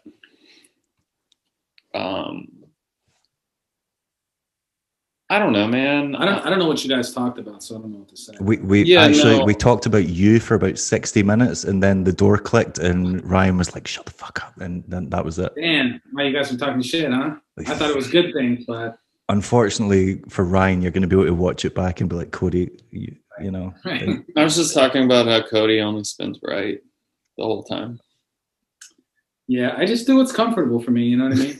That was it. I don't like to see people do shit that doesn't look comfortable. Yeah. I don't want to see your shit if you're trying too hard. He said he wasn't happy about your lack of gaps. He said you need more gaps and massive staircases in your vocabulary. Yeah. Well, dude, if you're not doing gaps like this is an actual point. If you're doing gaps that are smaller than gaps that have been done in the past, and you're portraying yourself as a gap skater, what do you mean? Just tell us everything you hate about Stefan. Unwittingly. Let it go. I feel like I opened this up and I instantly regret it. Let it all out. Let it rip. I mean, do the same tricks your entire life? Can I see acid, step back acid? Can I see you negative top acid? Like, I'm not partaking in this Stefan bashing, but yeah, okay. I've never had a bad experience with him. He's always been nice to me, so I'm not. That's because he's a nice guy. He's not a person who you would have conflict with. Like he actually is a nice guy, which is what is like. He's a yes man. Not to razors, he wasn't. Oh yeah, but he was. Can I do your logo? Can I? I mean, like, he's putting himself out there. I'll make your whole line for you. Let me make this slugger logo. I know just what to do for you. You put yourself out there and went, Eugen, hook me up with some products and I'll give you the fresh content. I mean, yeah, but I'm not going to do design work for you for free to make myself pro at skating. Do we know that he did it for free? I don't actually know that. Okay. You're making an assumption there, right? I mean, yeah. He could have got paid. I don't. Well, actually, He knowing could have Andy, gotten paid what? A couple $100. Andy probably found a way around it, as he seems to be very skilled at doing. I mean, is Stefan still relevant? People still talk about his skating? Yeah, I would say he's got a following. In a while, so. He brought out a pro frame that sold out. Pro wheel that sold out. Who made the pro frame for him? I feel like I genuinely don't know. I feel like we've entered into this Brosco thing again, where Cody's being intentionally obtuse, and I'm meant to play along. I know who Alex Brosco is. I really don't know who made Stefan Brando a pro frame though. Okay. Who did? I feel like he's fucking with me here, Ryan. He's fucking with me, isn't he? This is what's happening. It's got to this. I honestly, he might not know. I'm not kidding. Yeah, he had a frame from 50/50, and I'm pretty sure it sold out really quick. Would they make 100 sets of them? I don't know. I don't know anybody that skates 50/50 frames. I don't know anyone that skates 50/50 either. Richard Johnson. That's great. Angsty Crime. God, who else? Shout out Andrew. Yeah, I don't know. I feel like I've unwittingly let this happen. I somehow set out to avoid this being an issue, and it's somehow become one. We're really good at it. You've managed to circumvent my way around it. I shouldn't have brought up stair What are you skating right now? What is your full setup? That is a good question. Oh, them 909s, the grey ones. What size are you in? I'm a medium, but I need a medium with a large intuition liner. Otherwise, I can't feel my toes, because the them stock liners are horrible. Yeah. The new them frames, trying those out. They wear away really, really fast. I've skated them 3 times, and I feel like they've got to be short for medium boot. Medium. Well, I'm a size 10. 250 and 270, right? Yes, 270. It's a large frame. I'm a size 10 UK, like shoe, and I squeeze into a size 8. I would wear the size small boot with still the size large frame. But that's because you've got little, like, tiny elf feet. I've got big, long, lanky, like, NBA. Yeah, no, player I'm not. I honestly don't have small feet. Like, I wear a size 9 colt. Like, that's my size. Okay. I wear a size 9 USD carbon. I somehow, I don't know which world this is. I somehow fit into the 7.5/8 Aeon shell. Miraculously. They're wide though. It's a wide fitting skate. Yeah, but my foot isn't wide. My issue is always the length. Maybe the toes are all just curled around the out. I don't know. No, dude, that's what I'm saying. Like, somehow magically it fits me lengthwise. It fits Cody too, and his foot might be slightly like an 1/8 of a size larger than mine. But I wear an 8/9 colt. Cody's never put his foot inside a USD skate because to him USD are scum and you're the mortal enemy, and he would never do that. Isn't that right, Cody? Spot on. I couldn't have said it better myself. Exactly. Yeah. Right. Fuck USD. That's what Cody's thinking right now. No, I like USD. Well, Cody's next. Cody's next on the team. I really like those carbons they made to look like Timberlands. Those are my favorite USDs. I just feel like he's constantly being sarcastic because no one likes those. They're horrible, right? Those are the best ones they made. Other than the Carlos Bernards, I think those are my favorites. Okay. Also, Ryan, you're playing a dangerous game wearing USDs if you guys are friends with the Kelsos, because they've not got a pleasant history with USD. Do they spit on your skates every time you roll past them? Or they're like, fuck those skates? They constantly tell me about how John Julio's the god. Okay. So I get that sometimes. I don't know. Julio won't reply to any of my messages, so I've only ever met him once, and yeah. we got interviewed together at Winter Clash once, and I was drunk, and I don't think he appreciated the things that were coming out of my mouth. I mean, you probably had good questions. I feel like you. They weren't questions. We were both, as in, they sat us down next to each other and went, "Oh, this is the guy that runs Wheel Scene. Oh, this is the guy that runs Valo." And they asked me questions about other magazines, and I just made fun of them, like one. And I mean, John that's what you do, isn't it? I basically make fun of everything, yeah. But apparently, that wasn't the right tact. That wasn't the move. That wasn't the move. Yeah. Shit. I feel like I could still have more. It just. You're like, give me a second. I don't know, man. I just, the only thing that I can think of is that. Are you familiar with our friend Neil Owen? I do know Neil. Weirdly, Neil was like the first person, one of the first people I skated with in Glasgow. Neil's a few years older than me, and we skated. There's a famous rail in Glasgow called the Art School, and it's still there. It's been there for like 20 years, maybe even more. And we skated that together when I was like 14 and he was like 17. And I remember the first time we skated together because he bailed early because he said he had to go to a Beastie Boys concert at a local venue. And I was like, that's the coolest guy I've ever met in my fucking life. Like, I'm Neil's not. The fucking man. Neil is sick. Love and respect to Neil. Yeah, he skated in K2 Backyard Bob's, and I remember, he ditched the session early to go to an over 18s gig to see the Beastie Boys, and I was like, I want to go to an over 18s gig, but I was a little kid.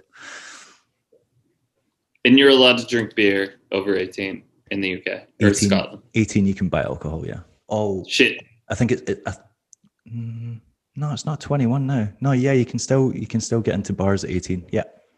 Shit. And until recently, you could buy cigarettes at 16, but I think they've moved that up to 18 now. Were we 16 originally on cigarettes, or am I crazy? No, we were 18 on cigarettes. We're 21 on cigarettes now, though. I'm pretty sure they moved the age up now, because even now you can't even buy energy drinks if you're under 18 from a shop. Holy shit, that's insane. They've got strict rules, and you can't, I don't know if it's the same in the States, but you're not allowed to advertise cigarettes anymore now. So used to be, you'd go to the shop. No, you can't advertise cigarettes. Yeah. It's been a minute. Like, you cannot. But cigarette advertisements were the shit. Like, bro, how much cooler can you get? You're smoking a cigarette. This is true. I think James Dean and certain models from the 60s and 70s had a big part to play in that. Yeah. I mean, I guess you could do a bunch of K. That would be probably cooler, right? Yeah, ketamine's sick. Just sit in a nice little K-hole and not be able to talk to anyone. Yeah, I think it probably looks cooler smoking a cigarette. Nah, K-hole's sick. I like Russian culture a lot as well. Yeah. Russian what? Russian culture. Okay. Like the culture from Russia.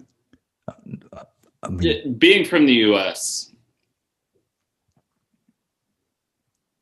Okay. I mean, you guys have got a rich culture of murdering all the Indians and taking their land. Yeah, I mean that's a cultural history. We like to drop bombs in the Middle East too. This is true. Yeah, no, that's true. That is very true. You guys are also fans of. We just got a new person to do that. We did just get a new one to do it. It was an orange man. Now it's an old white man. Now it's an old man. Yeah. America is a fan of bombing countries of people with different skin colors to them. Yeah, and you know what? Yeah. He has a vice president that has a different skin color than he does. She's a woman. And that brings a lot of legitimacy to what is really happening. I've seen Cody's vocal endorsements of dad chucking his strong political views. So I don't know how much I'm willing to deep dive into this.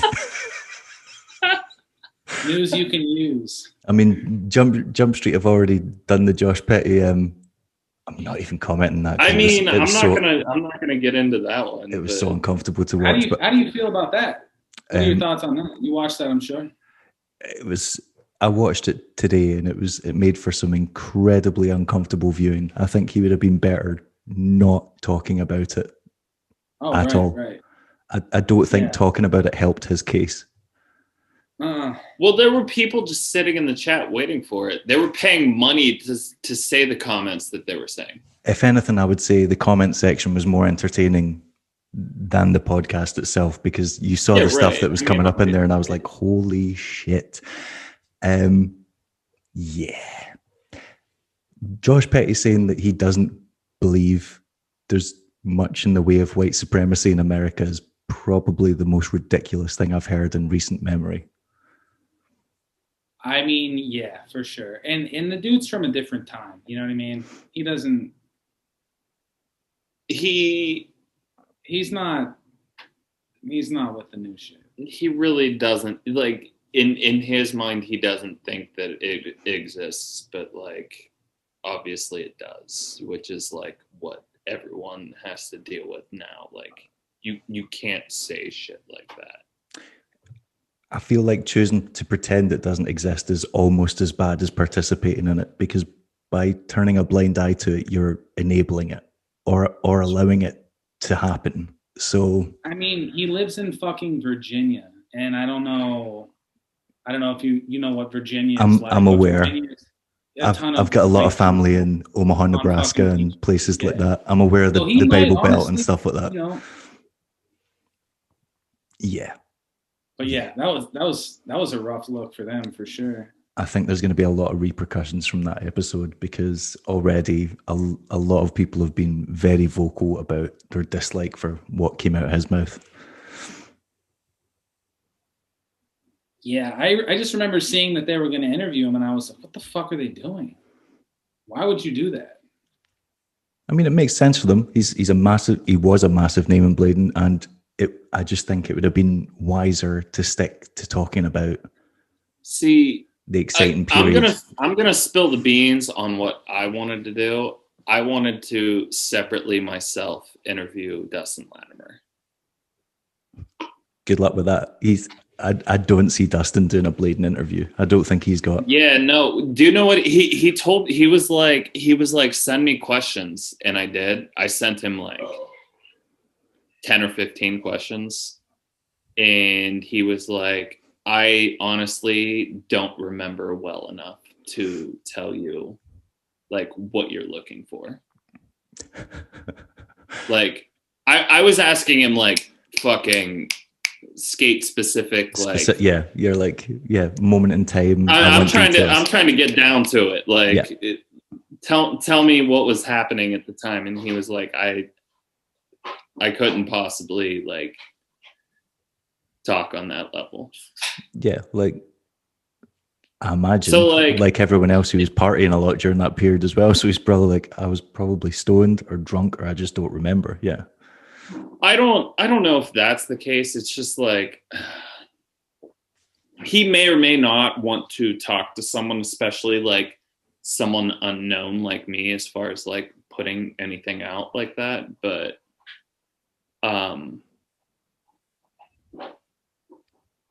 I feel like having I'm like I would say I'm 2 generations lower than what Dustin Latimer is. So I've only seen him through like video parts, and like my only knowledge of him is what I've actually seen him put out. And I feel like that's what the majority of people who are still in it. There it is. You said majority again. Oh, majority. Oh, the majority? This is what I was hoping for. You guys having a domestic, like live on camera. This is what I'm hoping to capture. Yeah. So like, I don't know.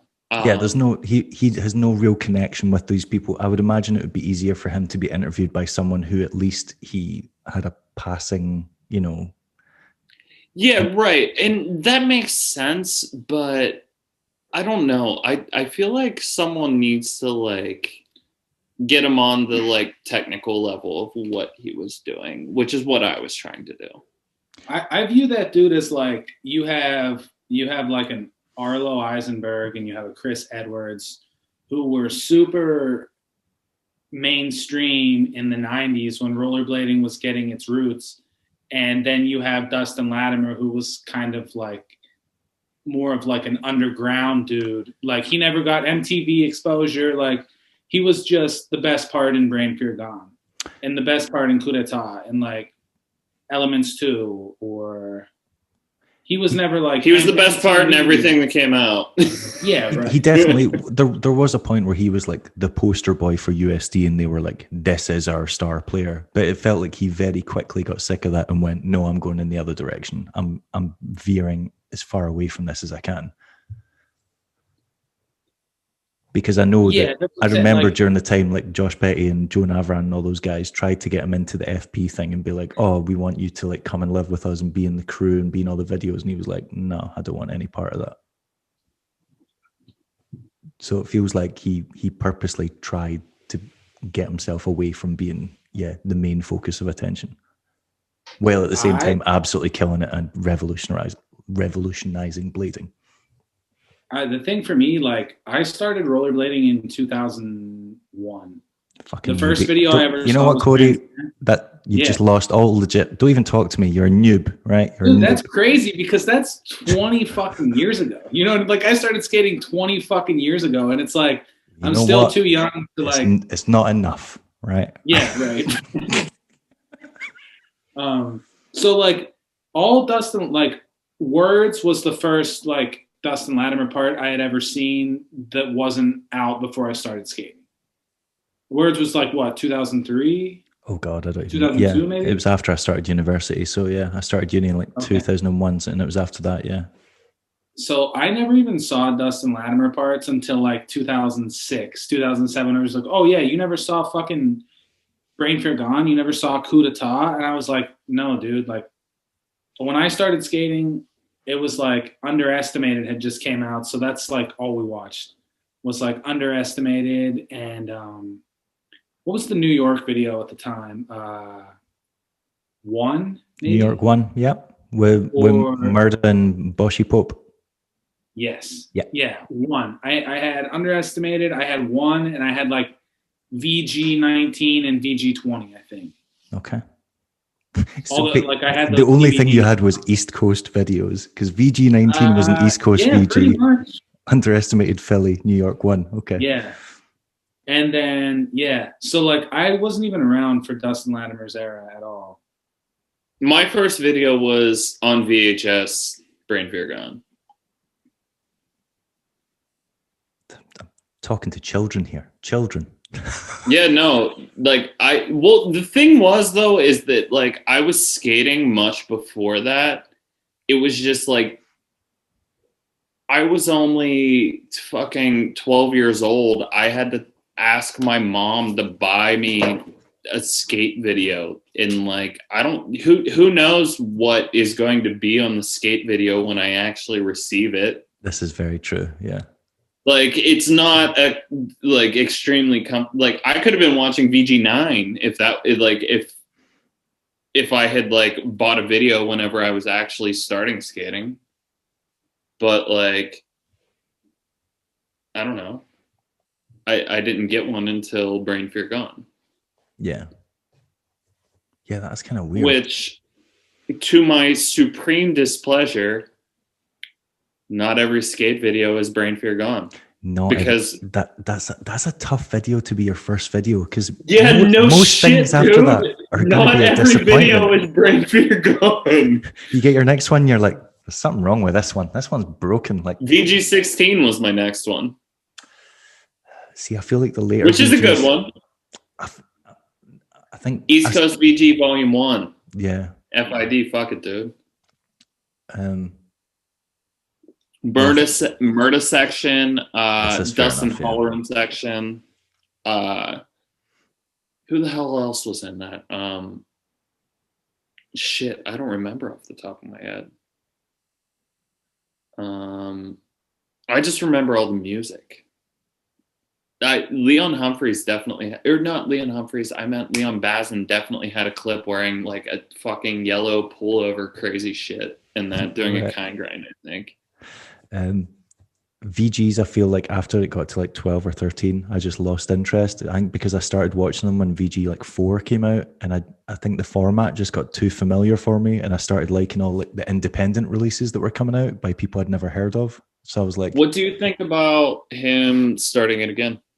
I think it's very risky, because if it comes out and it's not good, it's one of these things like, see when a band like reforms. I know what you're saying. You don't even have to explain it. It's just like you're doing it again, and if it doesn't come correct, like it can spoil the legacy. It can spoil the memory you have, or like the affection that you held for something.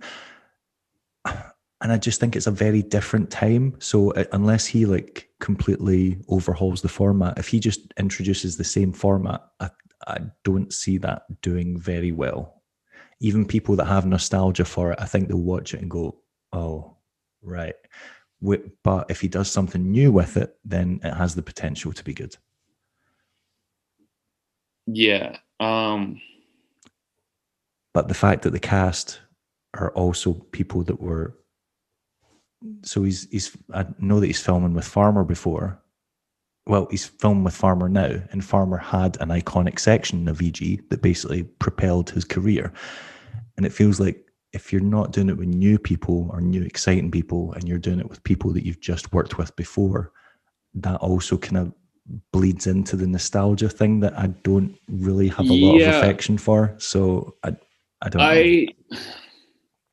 I think it's one of these things that can very much go either way. Yeah. I don't want to say necessarily one way or the other.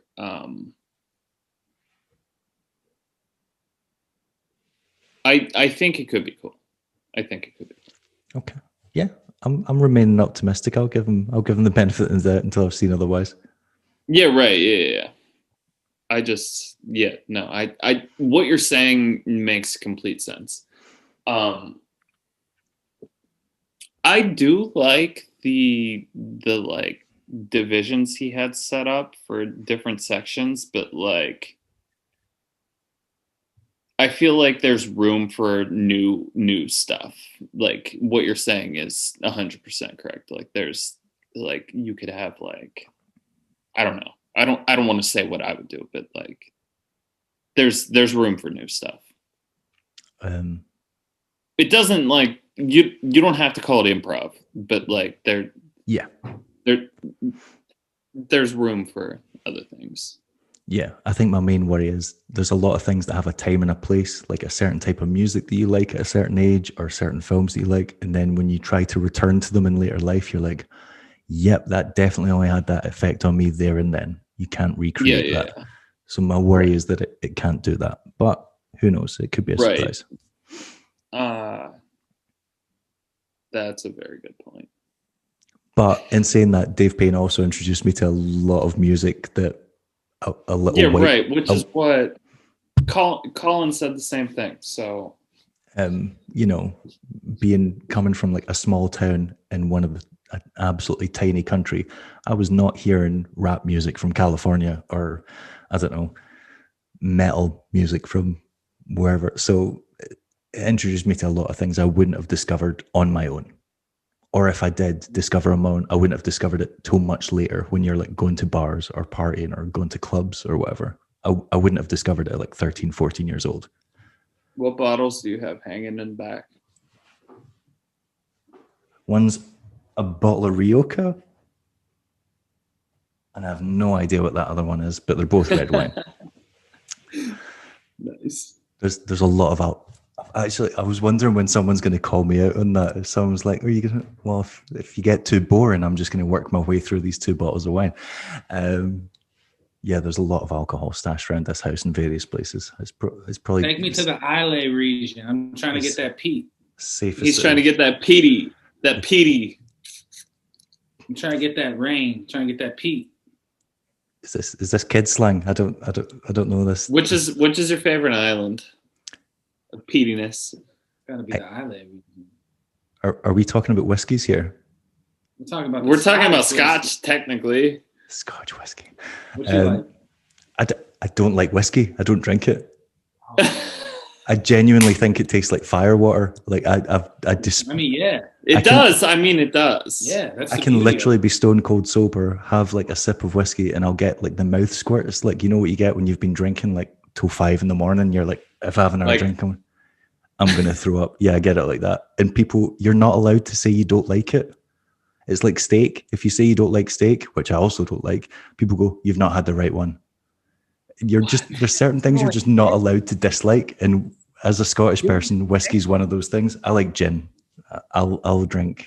Gin is beautiful. So, what's your gin drink?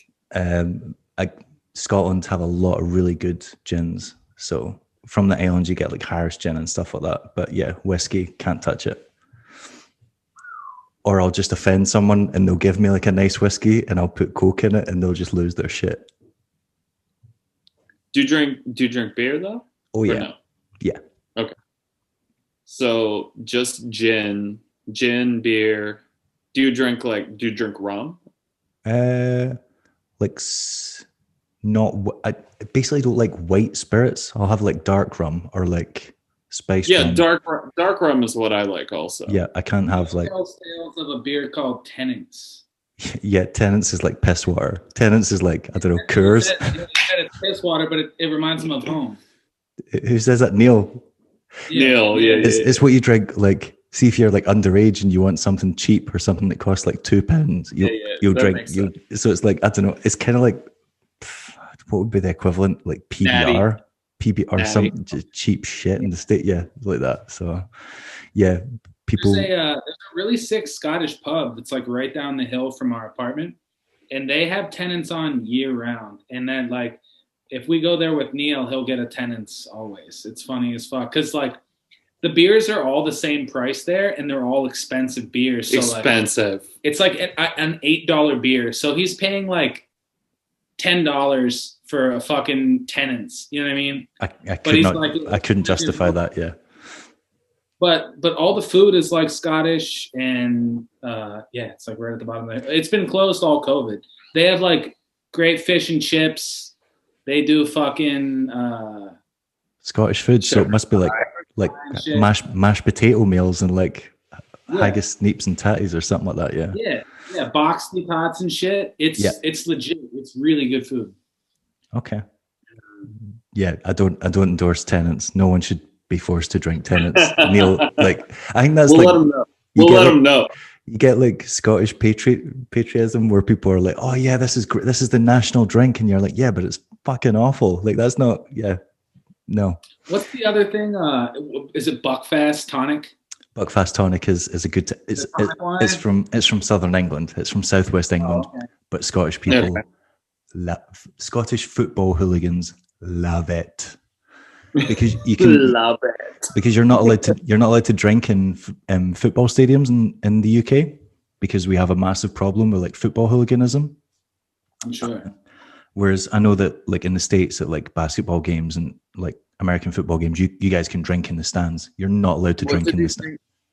What do you think about Green Street hooligans? Well, that's basically, it's like an anti-hooliganism thing. So the way they get around that is by drinking Buckfast, because it comes in like a little bottle that's this size and it costs like £4 or £5 and it's got more caffeine. It's got more caffeine in that than like, I think it's like 5 or 6 coffees, and it's got a really high alcohol content. So you can hide it in your jacket and you can drink it on the way to the game, so that by the time you get to the game, you're just absolutely flying off your face. Like you're just like jumped up like hell on caffeine, like really strong caffeine, and then you've got the booze element on top of it. So yeah, like a Fort Loco type situation going on. Yeah, it's intense. Like you can have just like one bottle of Buckfast and you can literally go to a house party and be up for the majority of the night just like dancing and singing. Yeah, I'm trying to get me a bottle. It does the job. It definitely does the job, and it's cheap. How's it taste though? Like kind of syrupy. Yeah, it's a tonic wine. Oh, okay. Buckfast tonic wine's what it's called. Like, see, it's like fortified. Like, have you ever been to church? I mean, Are you trying to say it tastes like the blood of Christ, maybe? It tastes like church wine. It tastes like if you've ever had like church wine, it tastes like that. Makes sense. Yeah, it does the job. I'll say that. I haven't been to I haven't been to the church. I mean, I don't know. I was looking at my phone since shit.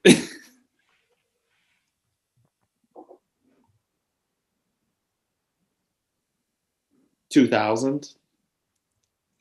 I mean, yeah, I've not been to church since I was a teenager and forced to because I lived at home. Yeah, right. As soon as I moved out, I was like, "That's enough of that. Thank you very much." No, that is way more. It's not even that's enough. That's way more than enough. Like in fact, I'm pretty sure I got a night job. I'm pretty sure I got a night job in school just so I could avoid going to church. Yeah. Oh, there's nothing worse than going to church. I can't imagine. We've led this conversation into a very weird place, and it's now 2 a.m. It's here. Fine. I'm fine with it. That's good. That's where it needs to be. Well, I have a daughter that gets up at the crack of dawn, so I'm definitely going to bed about now. Late. Look, dude, I'm so sorry that I was an hour late. I can't describe how. Wait till you see the intro to this video. Like I roast you for a good couple of minutes beforehand, saying, you know, that's fair. He's getting a hard time, so you can look forward to that. Yeah. Right, I'll let you go. Are you going to survive tomorrow? Like, what's your work schedule like? Oh, we're in lockdown again. We're in our 3rd lockdown in Scotland, so I've been working from home. Everything's shut. Bars are shut. Like cafes are shut. You can't go in and buy a beer anywhere. The only thing that are open are restaurants and takeaways. That's it. So I'm working from home. Bezos wants all of that money. Is that what Dad Chuck told you? No, dude, it's obvious that that's what it is. Amazon has been making a lot of trips to our house over the past year. Yeah, my partner really loves. Bezos wants your money. And when I say Bezos, I mean Bezos, but I mean Bezos. Okay.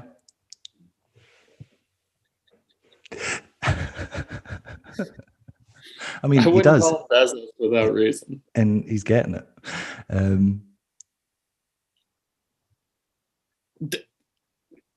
Is he dropping off fucking packages at your house too? I mean, Amazon are, so technically, yes. Right. I mean, but he just stepped down, so. I mean, I don't know. Yeah, I don't keep up with any of that stuff, so I've got no idea. Hey, welcome to hell.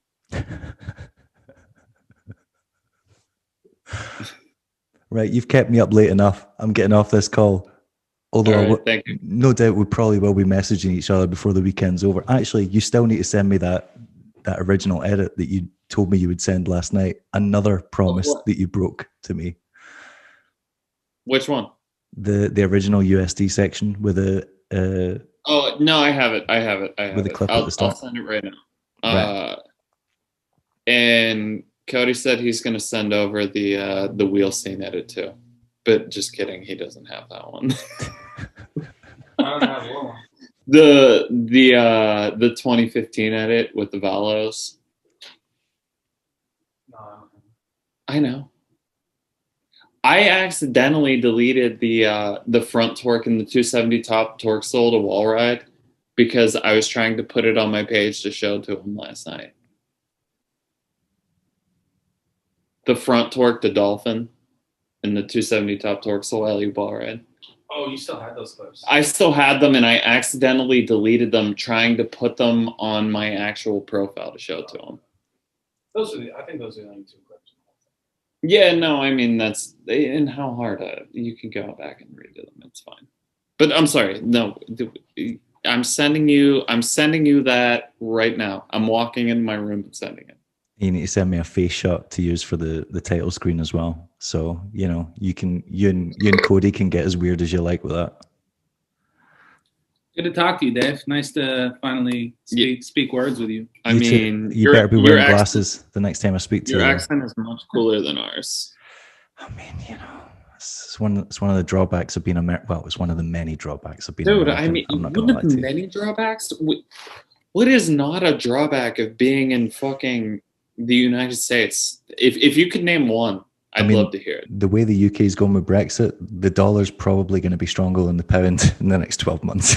Oh, I hate to hear that. I would be sad if that were the case for you, but I would be happy for me. But at the same time, I would be sad for you.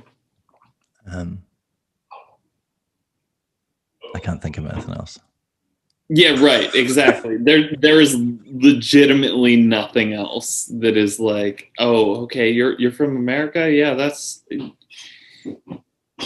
you can do nothing. You get nothing. You get all of your rights stripped from you is what you get. I know just what to do with you. Yeah, Scotland is cool. Send you to Kamala Harris prison camps. I'm fucked. You guys are really hung up on that. That's like the third time that's been mentioned. Yeah. Scotland's incredible. America sucks. Yeah, that's a great way to leave this off. I'm happy with that. That is what it is, dude. I live in hell. You should be so happy that you're not here. You guys have got Neil, though. There you go. That's the one benefit America's got over Scotland right now. You guys have got Neil. We have Neil. Neil is Neil Owen, and you love to have him. I love to have him. I love to hear him. He'll be happy with how many shout outs he's got. He's like, I'm relevant and blading again. He's like, this hasn't happened since the 90s. Shit. Actually, I'm pretty sure that is the last time I skated with him, wasn't it? Because I moved away. So yeah. He still comes back once in a while. You should talk to him. He hits me up once in a while to tell me when he's been skating, but I just always seem to be away or working or doing something. But yeah. So it's what, 3:13? It is now 2:13. It's 2:15. So holy shit, yeah. Okay. I'm getting to bed. You're getting off this call. I feel slightly bad, not horribly bad. 2:15 I can deal with. 3 is deep. Let's not let it get to that. I still feel bad. We should have been wrapped up an hour ago. It's all good. I'm just glad we finally got to do this. No, I know. I'm always here. Fucking hit me up. Well, as soon as your next Pro Wheel comes out, then we'll need to do it again. But yeah, until then. Okay, that's fair. Right. I wish I could tell you right now what it is, but like I'll just interrogate Rob. I'll be like, Rob, tell me. Rob won't tell me anything. Rob never tells me anything. I feel like you'll like the idea. Okay. Well, until then. Yes. Get off the call. Thank you. Thank you for having. Speak Appreciate it. Yes. Peace.